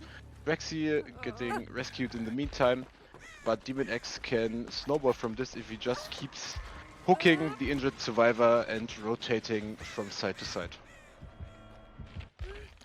Yeah, this rotation will be something that will be needed for the generator defense there, with the gens that are more far away, scattered on the bottom side of the map. Unfortunately, having a 2-2 split is really something that is putting you as a disadvantage as the killer here. We are seeing the unhook coming through, and we are making sure that we are catching up to our survivors. Who will it be? That's the interesting question, though. We do see a few scratch marks over here in this foreland. That's going to be Rats, our injured survivor, but he made some distance, so he will have a longer run here.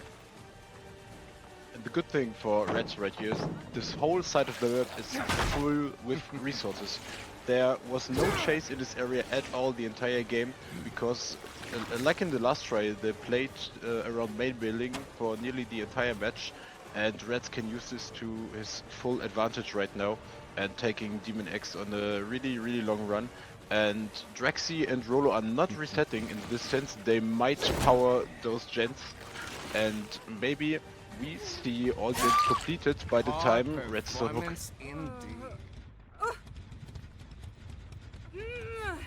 And good old Rats going back down onto the floor. That's now going to be the full elimination right here, cutting it down to 2 survivors only. And that's now going to be more defense back here on this generator. Pop goes to Weasel kick coming in once again onto this generator. I feel like our team has gone for this multiple times now, and they have tried to go to repair this generator basically 3 times. Night Owls is repairing 8 generators this match.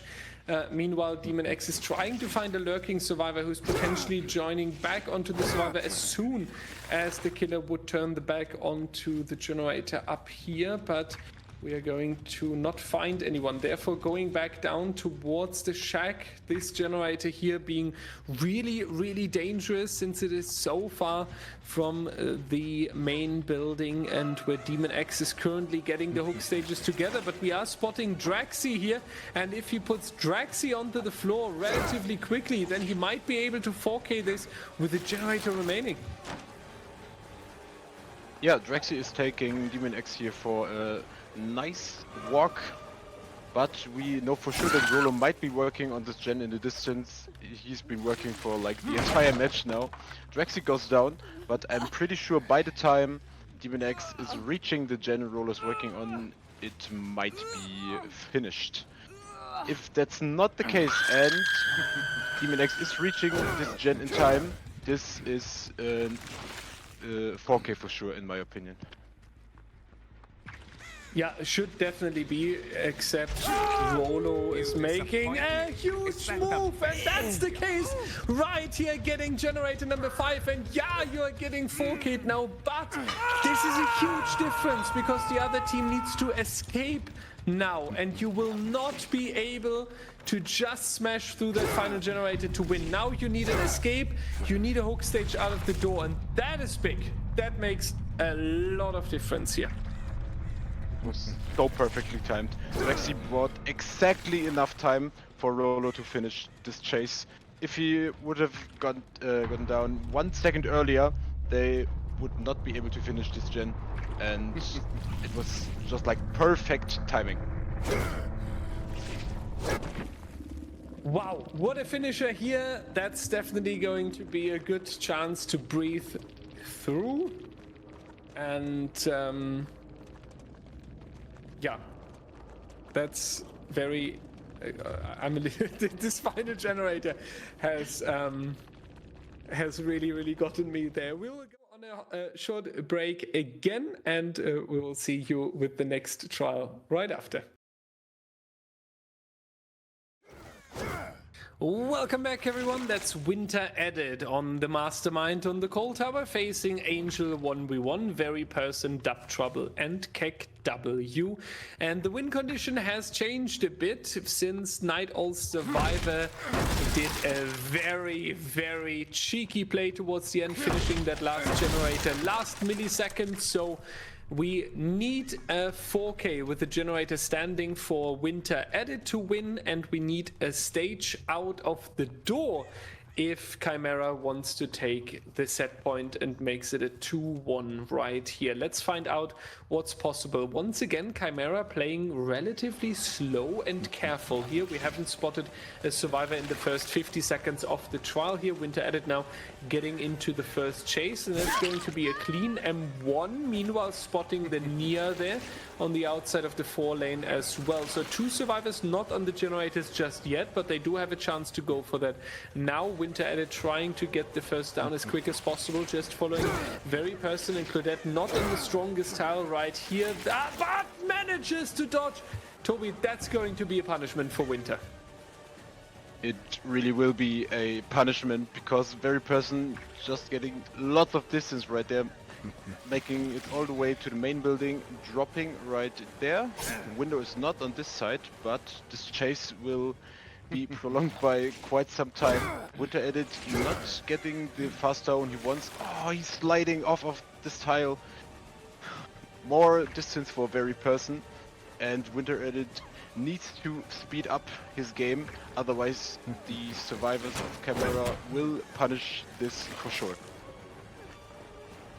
And they are already setting such a sign here at the beginning. Very person after dodging Winter 1 minute ago, still on a run here. That was a very, very delayed first down for Winter Edit. And now the Survivor team punishing that so good here. 2 generators have been completed already. Unfortunately, not the generators towards the top side, where we now have a hook inside of the 3-gen. Pop Goes the Weasel being available, and therefore being a little bit of an advantage for Winter here, or at least a little bit of a setback. Let's see. Winter is in the difficulty spot now, where he needs to decide if he wants to apply more pressure on the survivors, potentially then giving the unhook for free, or if he stays on the main building but then potentially losing the 2 generators at the bottom.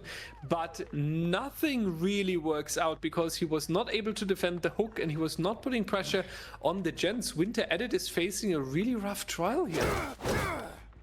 Yeah, he tried to zone the unhooker and very person at the main building side of the map, but was not successful in doing so. Now we have Angel for the body block, so the tunnel out will be delayed. Winter Edit manages to squeeze through this. Oh no, he slides against the wall. Very person does make Shack, not dropping the pallet yet. He does have some distance left, might need to drop it right now. Yeah, indeed, Winter Edit needs to break this pallet. Very person is on a very good run here. Another gen is popping in the distance, 2 more gens to go, and another slide at the Shack from Winter Edit. There are even more pallets. Nice pallets down from Very Person. There is a gen with a bit of progress right next to Winter Edit, but Very Person decided to leave this area to make some room for his survivor colleagues. He has a pallet to play there, but Winter Edit decides to leave this chase for now because he recognizes it takes way too long and he needs to defend the generators on the other side of the map. This defense right now is looking not the best for Winter Edit, because to defend some gens you would need injuries, hook stages, pulling the survivors away from the objectives and making it impossible for them to go for all of that. And unfortunately this is really not happening right now. Winter Edit on 1 hook stage still. The survivors absolutely cranking. They're even all on healthy again. You have no one that you can pick for a quick chase, and that's going to be really rough here. Winter trying again, playing around this pallet. That was really possible. I have no clue how Yui was able to drop the pallet there while she was grabbed, but I guess the behavior servers are calculating a little bit different than we do. But even here Winter Edit is not able to get the down, because Dub is perfectly moving around the boxes here, not giving the potential for a potential attack. Felix is coming in, but you can be smashed into each other, but at least that's just going to trigger the deep wound status effect onto Dub and not the full down. So the body block still worked out here. Ladies and gentlemen, that's an insane showing by Chimera here right now.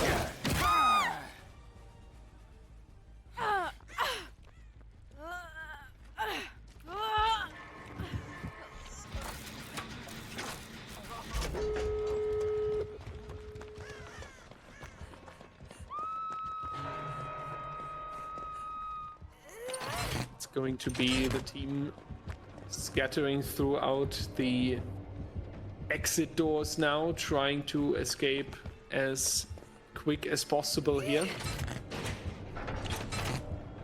And trying to make sure that we take a lot of stages out of the door. I'm not entirely sure how many stages we will see, but the more the better to gain the confidence back here, Toby. But considering Night Owl's setting, and if you want to say it like this, only 5 gens as completion, Chimera here playing absolute out of their mind. I'm totally back. I just didn't recognize that my mic button just slipped, and I was talking for a solid 1 minute about how out of their minds Chimera are playing right now. And they did such a fantastic job of dragging Winter Edit around the map. Very Person did play really out of his mind. He had 2 really long chases, even managed to escape in one of their chases, and Winter Edit was not lost, but Chimera did play this to near perfection. Really well done by them. Yeah, absolutely. This is what we love to see. First 2 sets were a little bit rough. There they showed their potential, and now they are showing us that with all of this potential, they can even smash a set point against Night Owls. And now we are not even just going into set point 4 and 5. We would actually need it. There's no winner so far. It's a 2-1 in a best of 5. You need to win 3 sets. So Night Owls still in the favorite position, but Chimera here now making a little bit of a comeback. Ladies and gentlemen, any questions about DBD League Season 9, how we organize events, anything you always wanted to ask us, then you have the chance right now. We are on no delay. We can discuss today. If you have anything in regards to statistics to Season 9 analytics, you perfectly have our analyst right here. So, yeah, that's what we can offer here while we are setting up a new trial. We can also go into awkward silence if you want to, but if you have any questions, then this is the perfect chance. Get rid of ghost face sets. As long as Rats is on the staff team, we will not get rid of ghost face. It's impossible. You can kidnap Rats and then there's maybe a chance. What's your favorite killer to cast?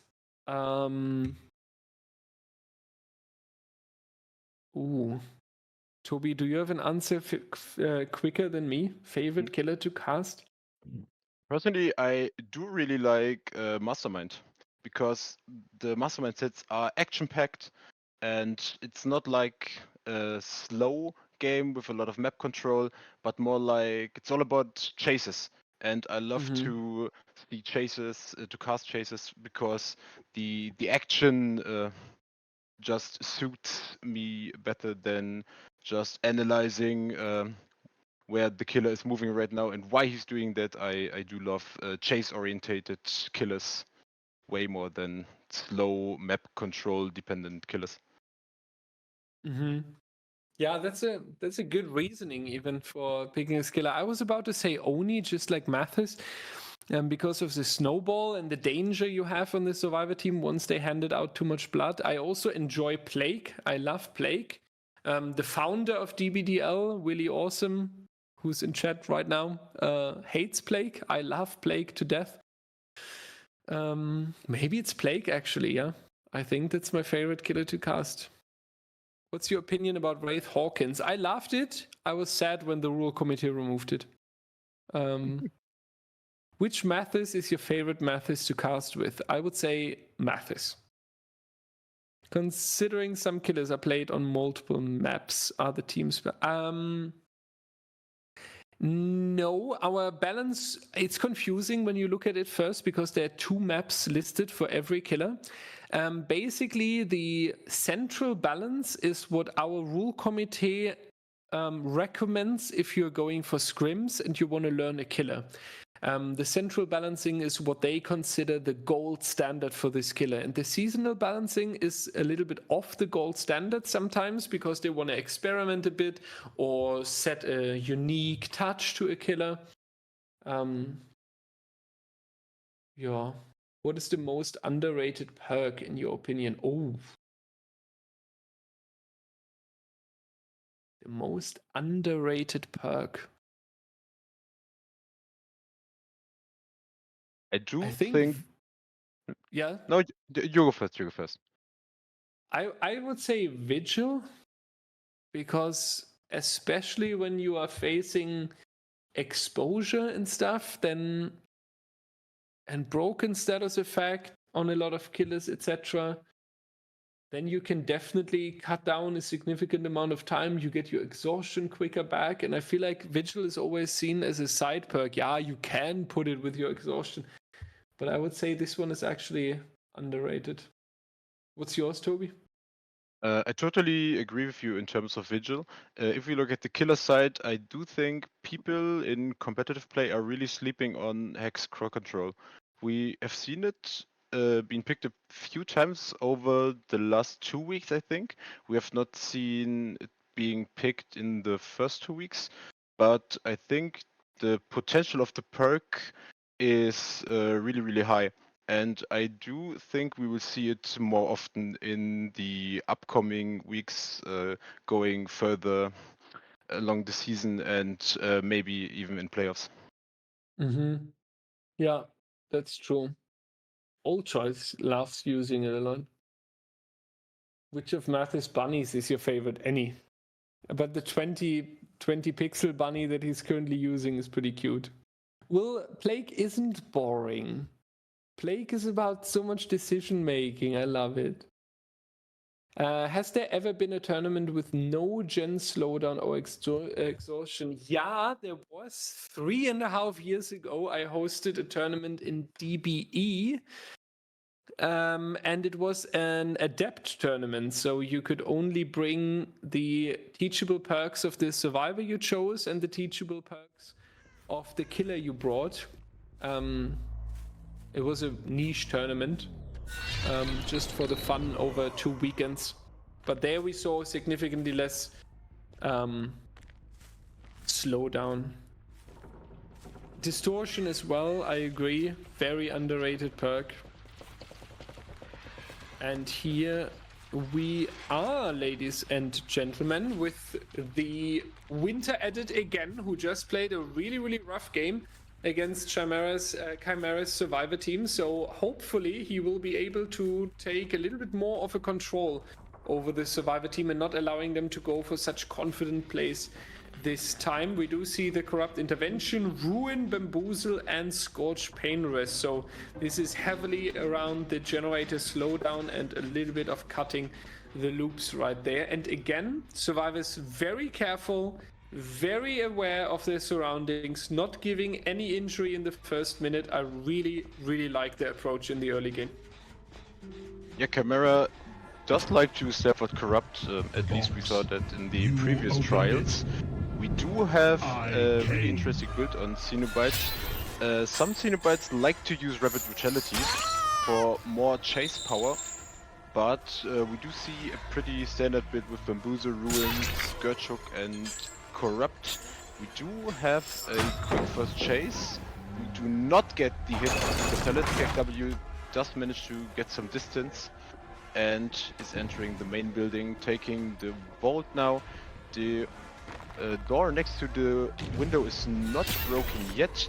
We do see Ruin getting cleansed in the distance, and Winter Edit is on this first chase again for a long time now, just like the last trial. Does KW make this pellet? No, he doesn't.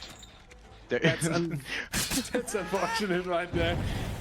They really needed that, I feel like. Also a huge thank you to Zaka and his huge raid. Since we have no delay in the Scrim Nights, we can say it personally and not only in the chat. Welcome in everyone. Zaka, we hope your stream was really, really great. If you would like to learn something in terms of killer, survivor, tactics, perk choices, perk combinations, Spanish. Zaka can even function as a bubble teacher. But if you need anything in regards to DBD and want to improve, definitely go to Zaka and watch the stream. One of the most experienced killers, if not the most experienced killer in the Dead by Daylight comp community. So absolutely recommendation, go there. We have no delay because we are hosting some chill matches in the Scrim Nights. It's not a tournament, it's not Season 9, it is Night Owls facing Chimera today on a best of 5. We are here to gain some experience, to learn something, to cast a little bit over it, and to go for some discussions in the breaks as well. What have we seen? What is interesting? That's what we are trying to do right now, so therefore welcome in. How are you doing? I'm doing really great. We have seen a very interesting Mastermind set where Chimera managed to take the 2-1, and now they are trying to make it into the 2-2 tie on the Dead Dog Saloon here with the Cenobite. So I'm doing really great. I'm excited. How are all of you doing, Rex? How is the day going? Oh, we have an attempt of a flashlight save right there, but we do not manage to get it. KW now being brought back to the hook. He was earlier very still slugged on the ground. And we do not have a single generator completed yet. Winter Edit finding a way better early game than last trial, even getting to hook very now. KW on Death Hook. As I said, Angel is taking care of the box right now. So Dub Trouble is working on the gen or rotating in for a potential save. But if Winter Edit is playing this correctly, he can just rotate between both of these hooks and is fine for now. Yeah, this will be the huge setback for the Survivor team now, allowing two of these hook stages close towards the generators that we are currently defending.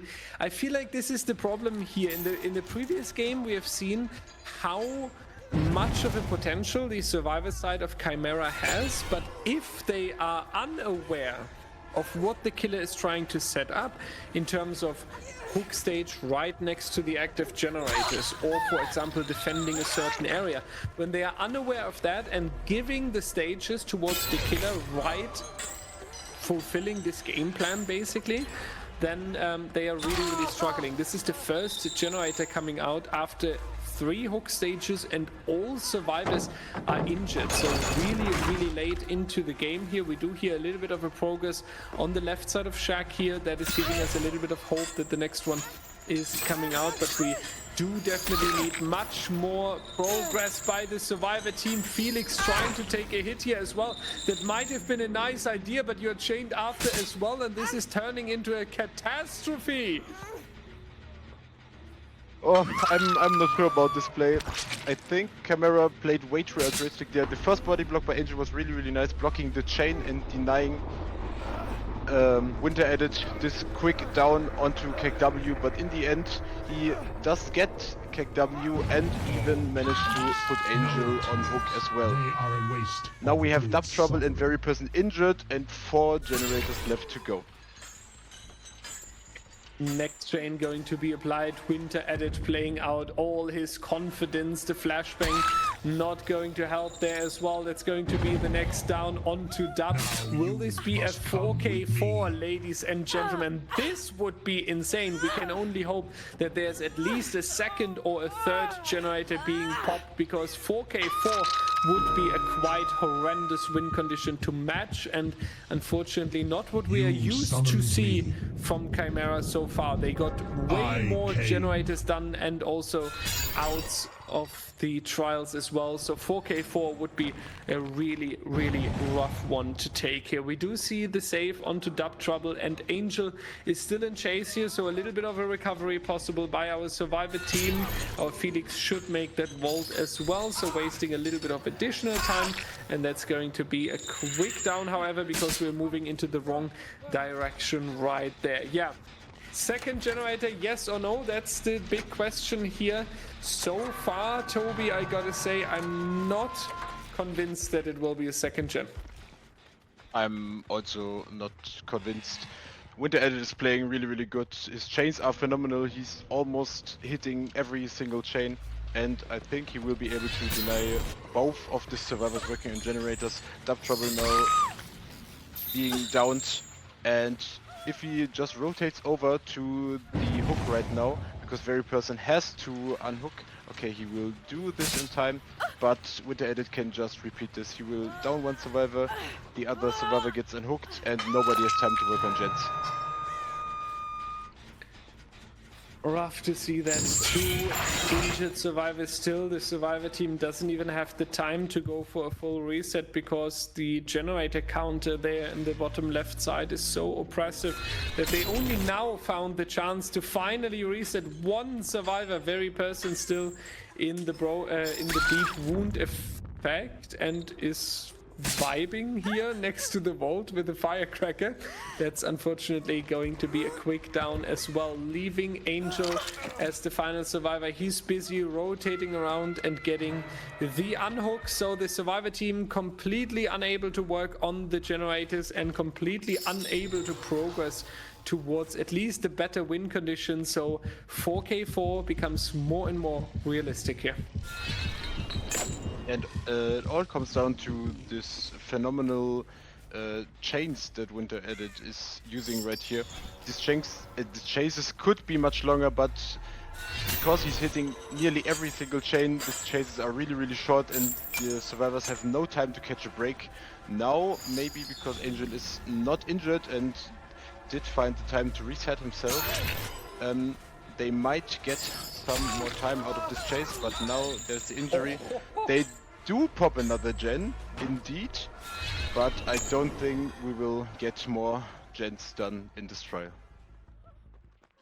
Yeah, 4K3 definitely a little bit of an achievement here and making the win con a little bit better for the upcoming killer, but still 4K3 is a rough one to take, and we do need a lot of juicing if we want a third generator being completed here. Therefore, Dub Trouble now with all his experience in a difficult spot. Winter Edit is trying to check the locker there, but Dub did not went into it. Instead, we're getting a noise notification right there. Dub now revealing where he was hiding, baiting Winter Edit into the next chase, trying to say chase me, so Angel 1v1 can go for another generator, but unfortunately it won't be the longest run. Instead, we will see the hook stage coming in, hook stage number 11, and Angel 1v1 now potentially taking the hatch or an exit gate.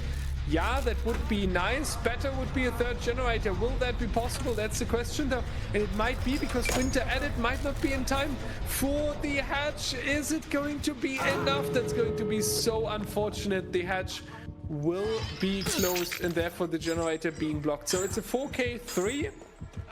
And yeah, the Night Owl Survivor team is going to celebrate in the background. Last gen popping would have been so huge for Chimera to maybe even win the set in their killer round, but Winter Edit with a night and day performance between the last Mastermind set and this set really turned it around, and now he just needs to get to Angel and finish this trial up. So great to see that. Oh, that's not going to land right there. A little bit surprising because that looked relatively clean, but another quick chain application onto the back of Felix. Angel will not make it anywhere, I'm afraid. We are ordering at least a beer before we are going down, making sure that we are hydrated, and this is what you should do as well, ladies and gentlemen in our wonderful chat and audience. Make sure you stay hydrated. Order something from Angel 1v1 in the That Dog Saloon.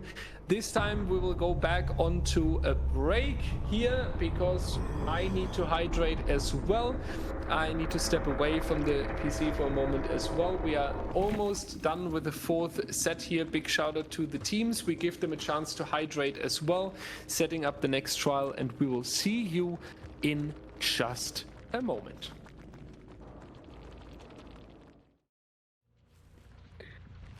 $4K3 was the previous trial, so we only had 2 completed generators. That means that the killer of Chimera, now playing against Winter Edit, Rolo, Rats and Draxi from Night Owls, has a horrible task. Honestly, even a tie would be very impressive here. For a win, you could only lose 1 generator. Toby, how do you win a game like that? It is really difficult. If Night Owls play this correctly, they just send one survivor to go for a long chase, use every resource he can find on this map, and in the meantime the other 3 survivors are working on different gens, and the trial is already over, if they play this out correctly. That's now going to be the big task here, playing this perfectly for the killer and therefore getting a very early down on the side of the survivors is something that only Shrek would really like to see, but unfortunately Night Owls also taking a very careful approach here.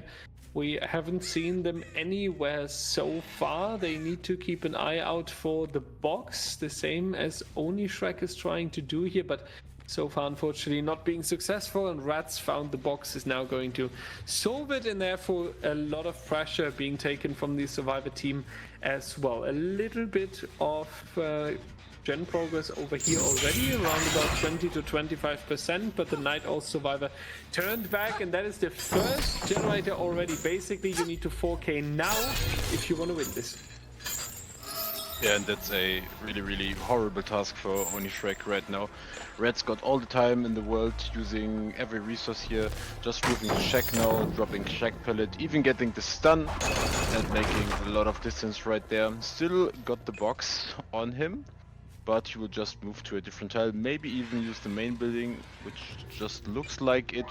And in the meantime, there should be 1 or 2 more generators in the distance that pop relatively soon. We have this gen at like 60%.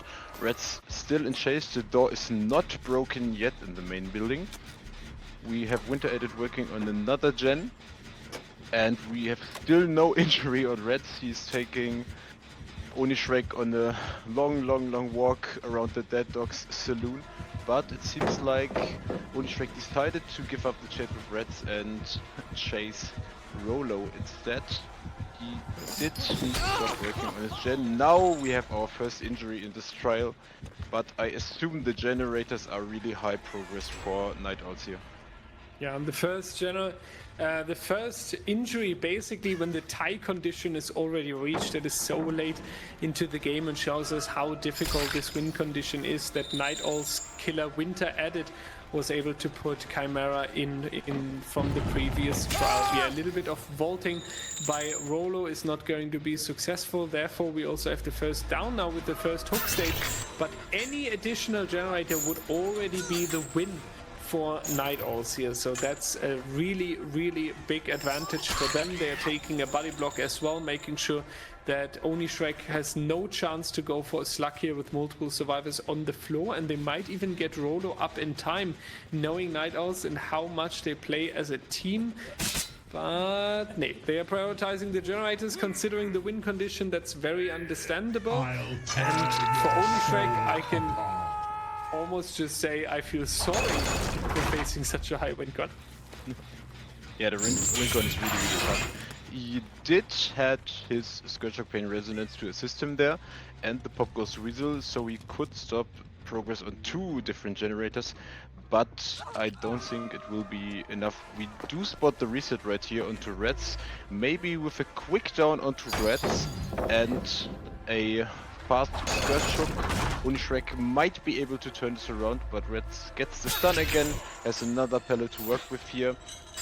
Is put into deep wound now, but plays this pellet perfectly so far.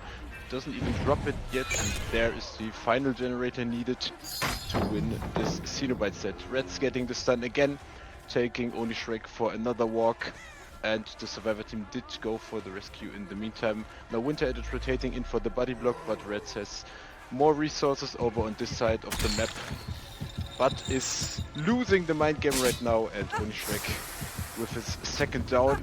But the firecracker saved Winter Edit, was hovering the whole time. I thought he left, but Night Owls are playing out of their minds right now.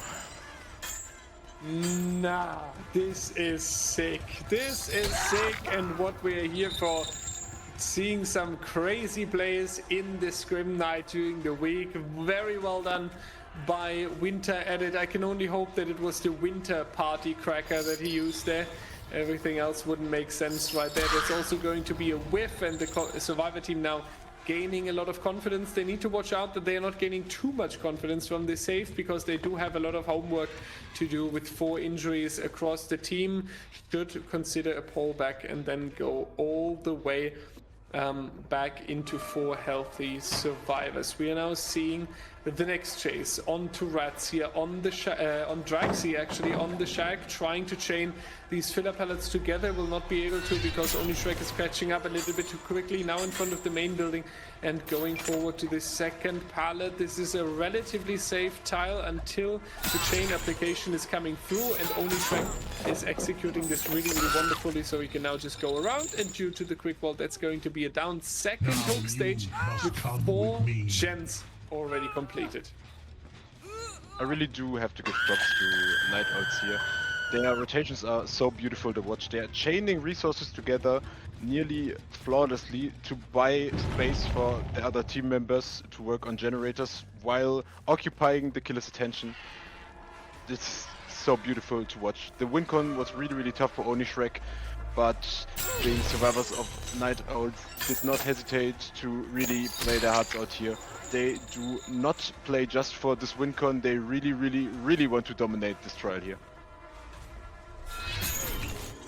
Yeah, absolutely. And we are now going to see how many more stages Oni Shrek can get here, because this is also a good practice for yourself when you are in a difficult spot like right now. Let's scrap the win condition for a moment, but you have a survivor team that gained confidence and gained dynamic. You are trying as a killer to break it, and you're trying to put the survivor team in a spot where they are not dictating anymore what's happening on the Dead Dog Saloon, where they are not the deciding factor what gens they attack. So this is a really, really good chance right now to see how good Oni Shrek is in terms of dealing with the confident survivor team, and if he's able to reach the comeback right there. That's going to be a tag onto Winter Edit, and the second one of Devour Hope. I would doubt that Night Owls is anticipating that, so yeah, we are definitely maybe seeing a spicy surprise right there. But so far we are investigating the saloon, but the survivors have already rotated towards Shack. This is something I need to point out though positively about Night Owls. They are very aware of their surroundings, and they are doing a really good job in terms of staying safe. Yeah, their resource tracking is really, really, really good. I do not think they anticipate the Devour Hope, and Oni Shrek will try to do his best, even in terms of momentum, going into the next set, into our last one, because Chimera will have to play killer first again, and they will want to use some sort of positive momentum to go into this last set. We do see Rolo being eliminated from the trial. We are entering a 3v1 now with only one generator remaining. Oh, really, really nice fake by Oni Shrek, pulling out the chain, but not hitting the chain and just going for the M1 right now, teleporting towards the box, leaving this Luck Drexy on the ground and applying more pressure towards the last two standing survivors, breaking the pallet right here and trying to zone Winter Edit out to the edge of the map. Does Winter Edit have resource to work with here? Yes, there still is a pallet over there. Reds did leave the area in the meantime to pick up Drexy, and now all the pressure Oni Shrek did build up is sadly reset back to zero.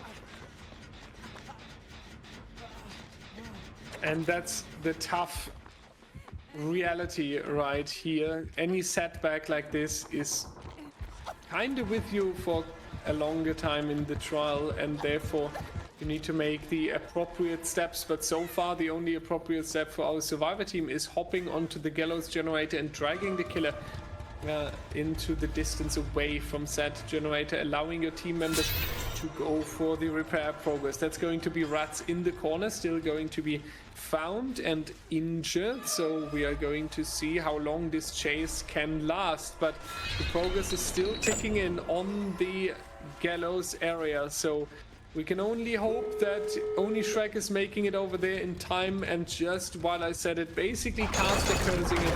It's not going to be enough time. Night Owls now all the way into the end game, and I would assume they take a lot of stages out of the door. Yeah, I think Oni Shrek might be able to catch one survivor out of rotation, or even finishing this chase that he could have started right there at the main building. But if Night Owls play this safe, they might be able to get both doors open and escort Reds, Winter Edit and Drexy out of the door. Drexy should be out here. I don't think Oni Shrek reached this. No. And Reds and Winter Edit might... No, they are not on the other door. They are holding the box over there. At least Winter Edit Reds might work on the other door, because we saw him on the top of main building a few seconds ago. If Oni Shrek is lucky, he will find Winter Edit on this side of the map. No, Reds is also rotating in. Maybe he can get one or two more kills out of the situation right here. Yeah, it would be really, really nice to keep some additional hook stages, because I do feel like he played this trial still relatively well, considering the win con. Of course, it is a set point going towards Night Owls, but let's be honest, a 4k3 is something where you are just put into a really, really bad situation as the killer player. Therefore here, Oni Shrek definitely doing what he could. He's not able to they keep the survivor in the trial. Instead, it will be Draxi leaving and Rats going out as well. Rats actually trolling a little bit too much, 1 centimeter in front of the exit gates, and that's going to be some karma being dropped on the back of the staff member of DBDL. Rats, this is a shameful hook going on for you. Still taking the set point. That's going to be the 3-1 for Night Owls. They technically win this best of 5 with that, but we are still playing out the final set right there. Going on to set number 5. The Wraith, we will stay on the Dead Dog Saloon. We will not hop onto a break, ladies and gentlemen. We will continue the yapping session here because once again, the chance to ask questions about DBDL, Season 9, rules, Discord, whatever you always wanted to ask us. We are here today to answer your questions. Get them out. It's the final set ahead, so not a lot of time anymore to get your questions onto the radar. Maybe you have something that you always wanted to know. In the meantime, props out to Chimera for playing the sets really, really well. I think we have a 3-1 score, but this win condition in the last set was so steep for them, and only Shrek did manage to pull out 7 stages with this steep of a win con. A big shout out to Chimera for playing the set so beautifully and really putting up a fight against Night Owls. Absolutely. Definitely huge shout out indeed. We have the question, what's your favorite survivor? Kate, Kate, and Kate. There's no other survivor I will touch in my life. What is your guys' least favorite killer to face? Honestly, Mastermind, but only because he's so often seen in public matches at the moment that it gets really boring. Otherwise, I would like him. The worst killer for me to face is Knight.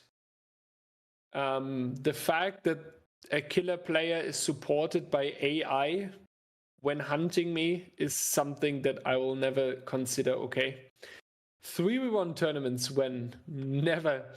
What's the best step to go from intermediate player to pro player? Joining our Discord server, looking for a team in our Looking for Team channel.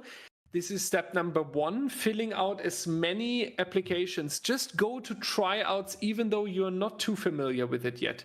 Meet some teams, meet some players. Most of them are really, really, like everyone is really, really nice. They are looking for you. They are will to show you something. This is definitely one thing I can advise you of. And the second one is join the Discord server and get on DBD leaderboard. The 1v1, play 1v1s against different people, see their play style, how they are chasing, what mind games are they pulling off. And you will see that you will drastically improve over time. Also, when you see a person that is really, really good, ask them for advice in the DBDL server. People are really helpful to each other, so you can get a lot of knowledge there.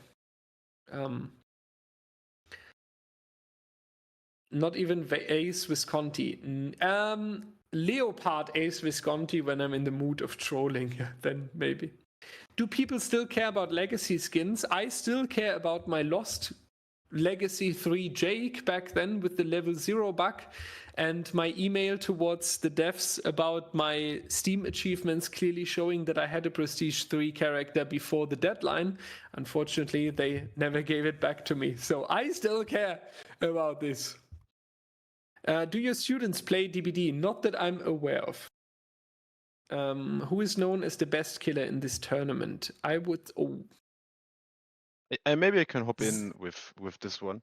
Yeah, statistics. If we look purely at statistics, it's between Wispy from Tremor and Xeno from Elysium. Eternal do switch up their killer players once in a while, but for Elysium, Xeno is almost exclusively playing all their sets, and same goes for Wispy on Tremor. If we look purely at the statistics, they are both averaging above 10 hook stages per game, so they're at least the most deadliest killers we have at the moment in this season of DBDL.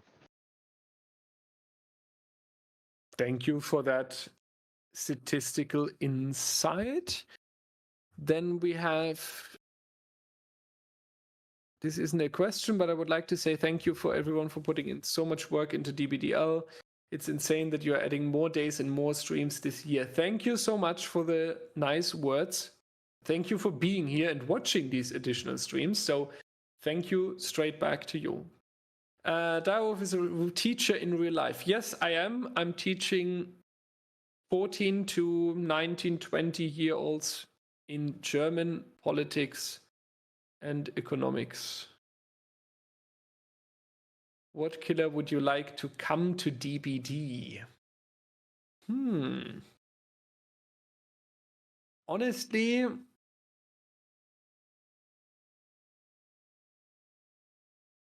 maybe the Wendigo from Until Dawn.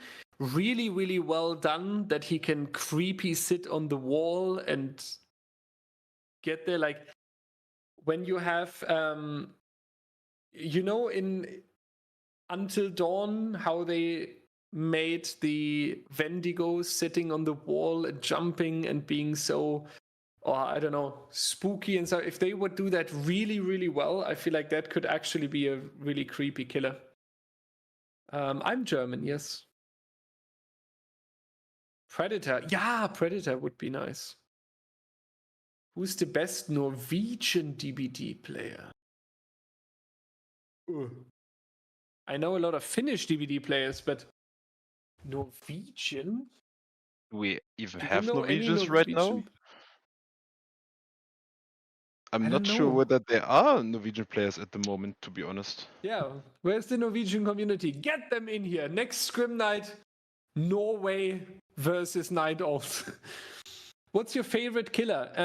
To watch, Plague, to play. At the moment, Legion, actually. My nerves, Savannah.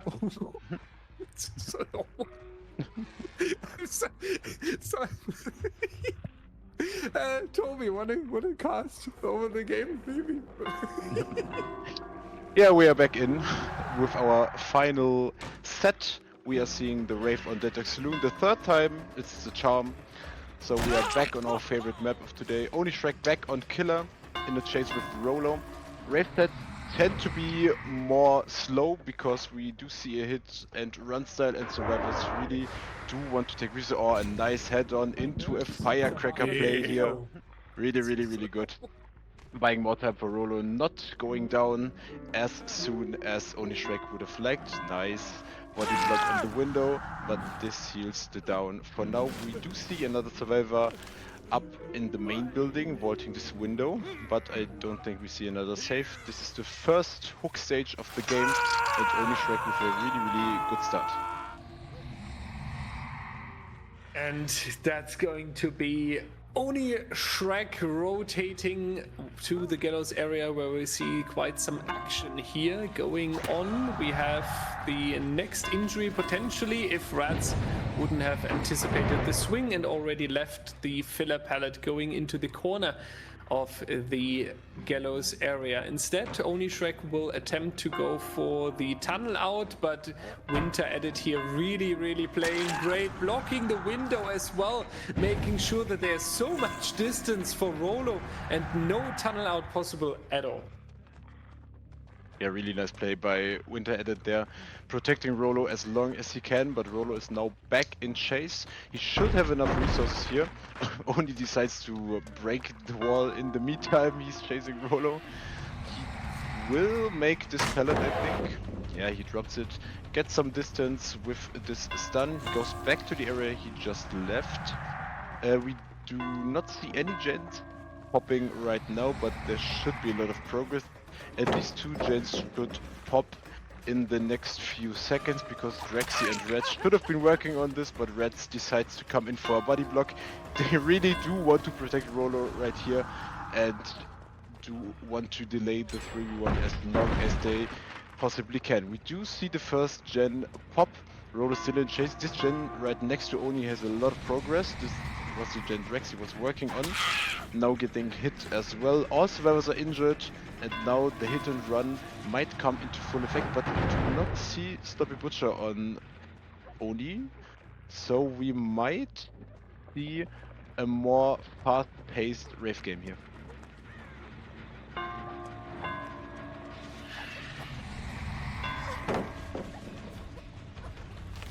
Yeah, we decide to continue the chase with Drexy right here.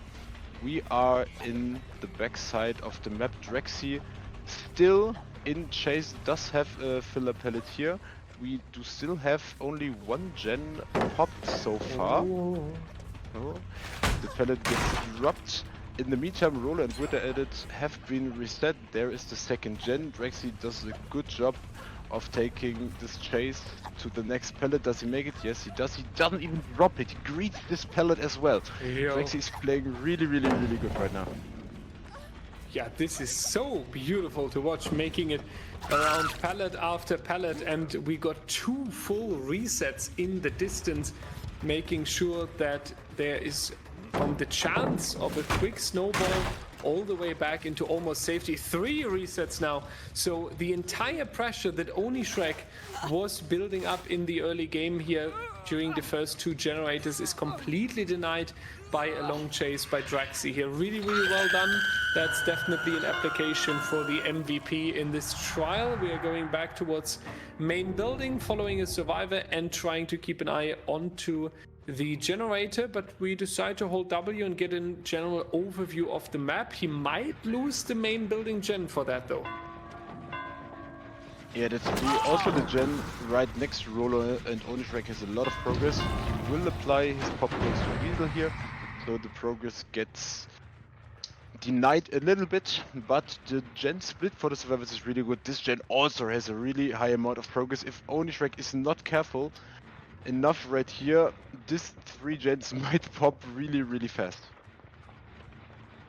Yeah, definitely he needs to be very careful. He needs some quick downs to put the pressure back onto the survivor team and giving them some additional tasks next to fulfilling the generator progression. But unfortunately, Winter Edit, being an absolute mind game god as well, wins the 50-50 at the shit shack and doesn't manage to go for the window here as well. Winter Edit further rotating towards the pallet, dropping it early and making sure that there's no risk being taken. Really love what the survivor side of Night Owls is showing us at the moment. This looks so strong, and if they keep that up, we actually stay below the 6 stages mark here. Yeah, I totally agree. Winter Edit had a really good chase there and bought his teammates enough time to progress all of these different gens. The gen split for the survivors is really good. They really managed to drag out these pressure points across the map. We do see one gen way back in the distance on the other side of the map. There's a miss onto Rolo right there. This will be costly. He does get the tag in the end, but the generator progress must be really high on all of those generators. Onishrek really needs to tunnel out Rolo or Drexy here really fast if he wants to send another head-on. Night Owls are so efficient with this head-on plays today. As I wanted to say, Onishrek really needs to tunnel out one of the survivors really fast if he wants to have a chance of 4King this game or even denying some generators at all. Yeah, some more work will be needed right here. Rolo and Rats, the 2 injured survivors, potentially giving you access to more pressure, especially with the down right here. That will be hook stage number 3. 3 in exchange for 3 generators. A painless hook is possible as well. Unfortunately, that tunnel out onto Draxi didn't work out earlier, so that's going to be now the setback right here. Rolo, however, was hooked before, so we might have actually seen the pain risk there before. So we need to get onto Winter Edit or Rats. These 2 survivors would first award a lot additional hook stages. Second, we haven't hooked them yet, so it would also increase the 3rd win condition, the individual hooks across the team, because a 4K is going further and further into the distance as Night Owls is smashing the 4th generator here as well. Who's going to face the chase? Rolo. That will be now the tunnel out that didn't work earlier. I'm afraid, though, until you have tunneled this survivor until death, the 5th gen is done. Yeah, exactly. Rolo does manage to prolong this chase for a little while, but the main building gen already had really high progress when we left it the last time, and now Rolo is going back into the middle of the map. He might rotate to a more safer location. He does not make the pallet, but I assume the survivors did see the nerd just pop up at the upper right corner of the screen, so they might be already on the gate. Yeah, Reds would not make this because he might get body blocked. Yeah. Okay, Reds is not getting out for now, but the other 2 survivors should be able to patch up Rolo and might take the out at the other gate. That's going to be Rats with a fresh hook, and that leaves a difficult decision now. Will you go back in? Will you save Rats? Will you try to carry 2 additional stages out of the door? Or do you take it? Result is definitely going to be really, really strong. It would be 7 stages if Rats dies, so something you can definitely afford here. And 6 stages, so not that bad at all. We talked about the 6 stages mark, and Night Owl's very understanding here, going for the out. So 6 stages across 3 survivors. That's a very, very doable win condition for the killer of Night Owls here. So there shouldn't be a problem, I would say. Yeah, I totally agree. I think the killer of Night Owls will be really confident in his ability to get more than 6 stages here. A little bit unlucky that Red died right next to the exit gate. If he had like 1 more second, he would have been out and we would have seen only 3 stages. But with this win condition, the killer of Night Owls still can work, and we will see a really close last trial for sure. Absolutely. And before showing you this last trial, we are going on 1 more break to hydrate. You should do the same, everyone, and we will see you in just a moment. See you soon.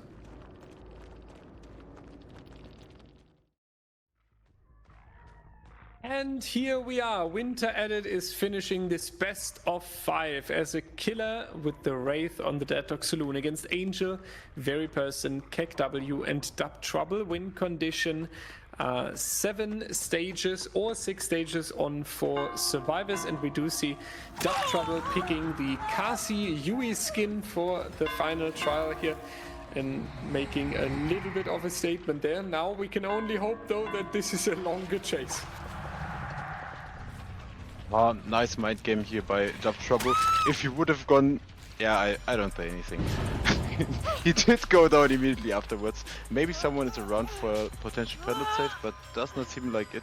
I just wanted to say, when you can stretch this chase for a little while, they are in a really, really good spot, but in the end it's relatively fast down for Winter Edit. Now taking the chase towards the shack, double vaulting the window and going back towards his hook.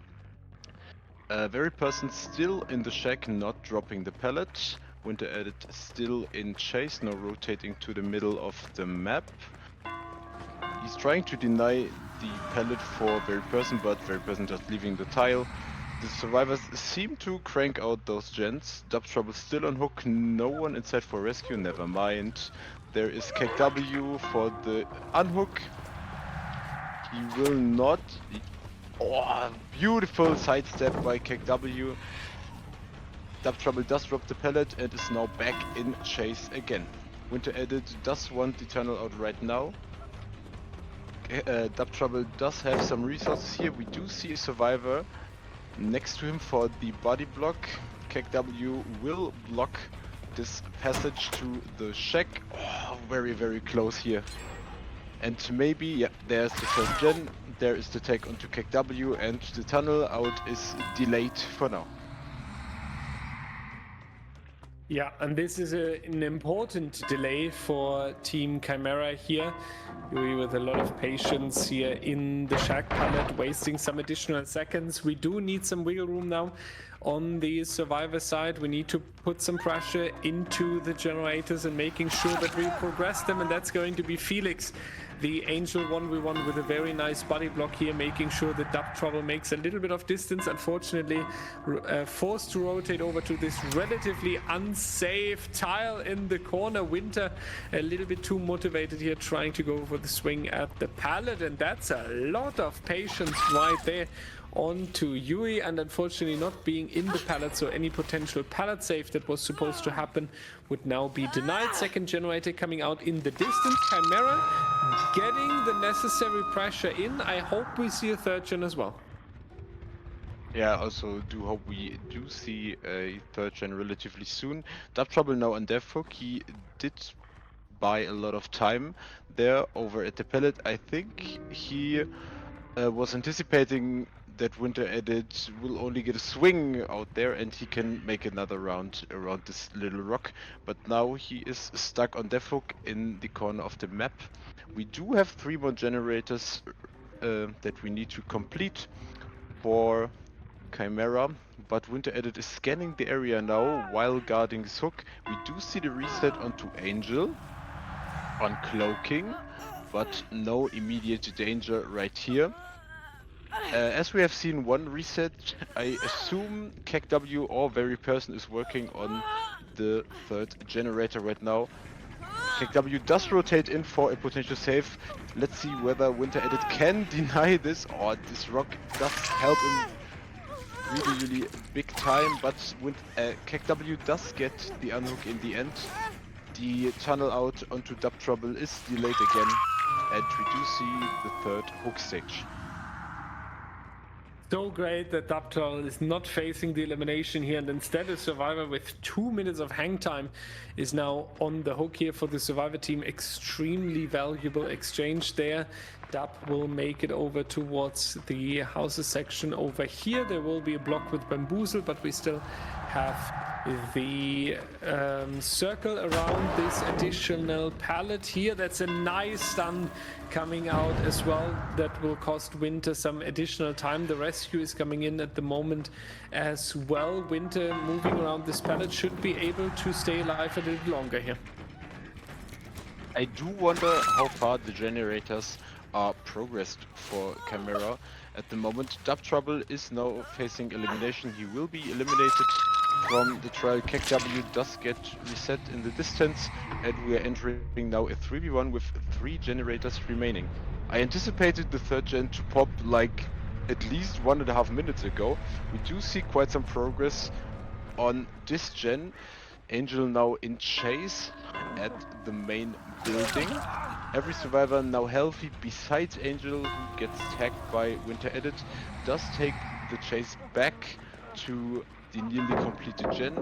There are a lot of resources left on this side of the map. Shack Pellet got dropped earlier, but I'm kinda worried about the gen progress right now, because 3 generators to go in the 3v1 is still a tough test for Chimera.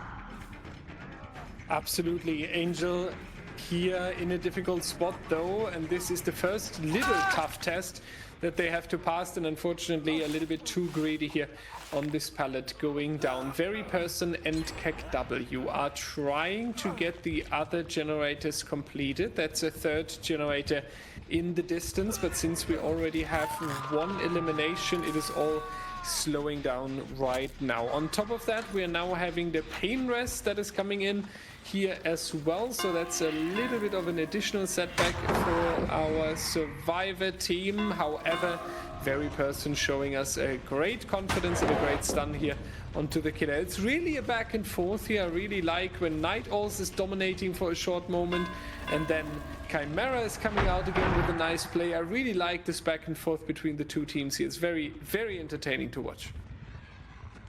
Yeah, especially Very Person's chases over the whole evening have been a really joy to watch. He is playing this really well around all the tiles he is encountering. We do see the rescue onto Angel now, slow vaulting or medium vaulting the window. He does have some resources around here. We do know that the generator KW work that must be at like 70-80% by now.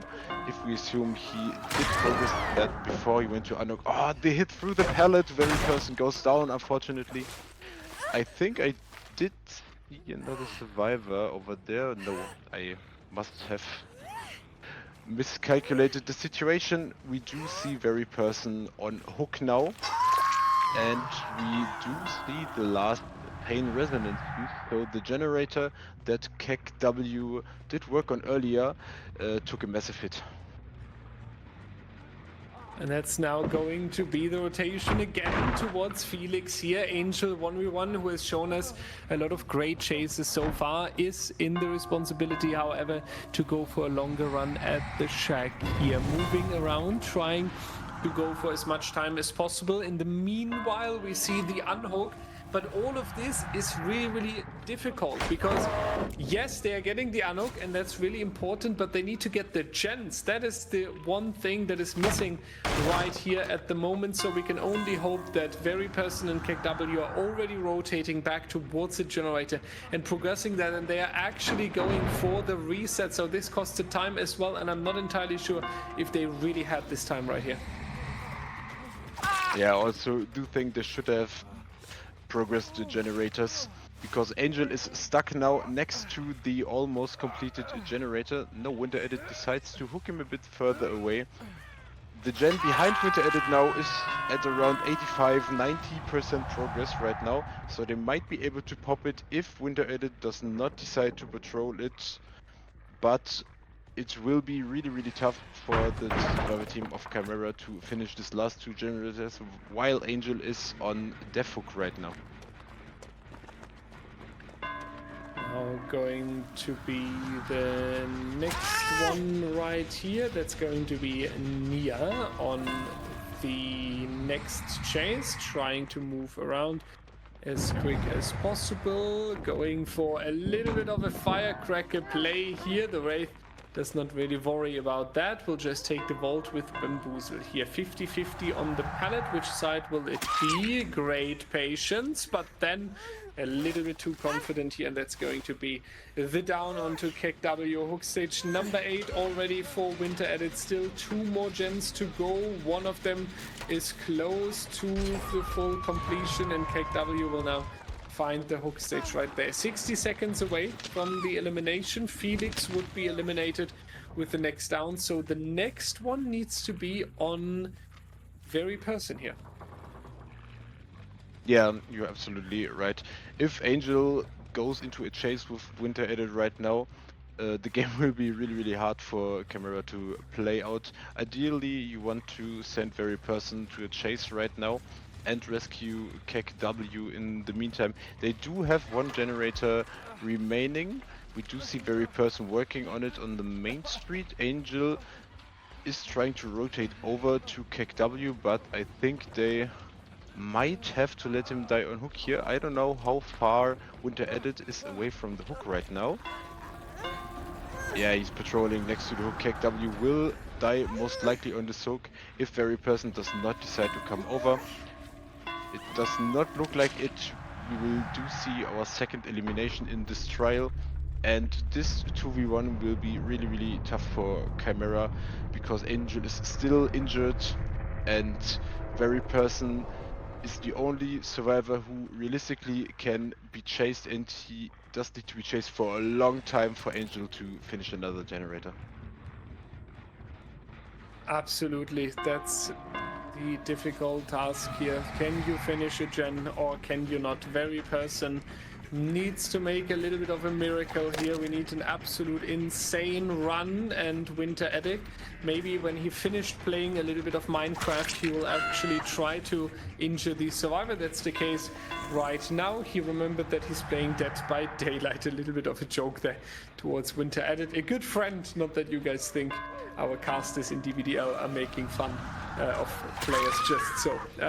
That's going to be the down onto very person right here, and Angel 1v1 is now going to be the injured survivor standing with a lot of responsibility here. So let's hope that this is going to be an end game play or anything with a nice finisher, but unfortunately our Felix hiding there behind the windmill in the tower, trying to make sure that he's not being found, but that's not the case. So Night Owls will finish it with a 4-1 in terms of set points and a very dominant performance on the Wraith. However, Chimera doing such a good job today. Yeah, totally agreed. The Mastermind set was really gorgeous to watch. They really dominated Night Owls in this particular set, put up a real fight in the other sets. This was not as close as the score might showcase us. It was a really, really nice best of 5. We played out all 5 sets, and really, really well played by both of our teams today, and shout outs again to Chimera for putting up such a fight against the experienced survivors of Night Owls today. Yeah, absolutely. Also important to mention right there, Chimera was the first time in DBDL on stage. Night Owls has a lot of experience here, but I do believe stepping up in DBDLeague and playing in front of so many people, even in a Scrim Nights, it's 500, 600, 700 people watching. That is a lot of pressure, and that definitely deserves a huge applause for itself, that they came out here, presented themselves, were really fighting, playing entertaining, being well prepared, setting up the lobbies fast. So all of that deserves a big, big shout out. Thank you so much to the two teams that played today. Yesterday we had a killer game against my killer at the end to finish off the Scrim Night, community against Direwolf. Luckily I was able to jump away from being in this shameful spot again. Instead, it will be the producer herself playing against your survivors, the wonderful Miss Savannah. So if you are interested in playing with your survivor right now against Savannah on the killer, then hop into our Discord server and send Savannah a DM with your friend code so she can add you, and then you can join a DBDLeague voice chat. You can team up there, and then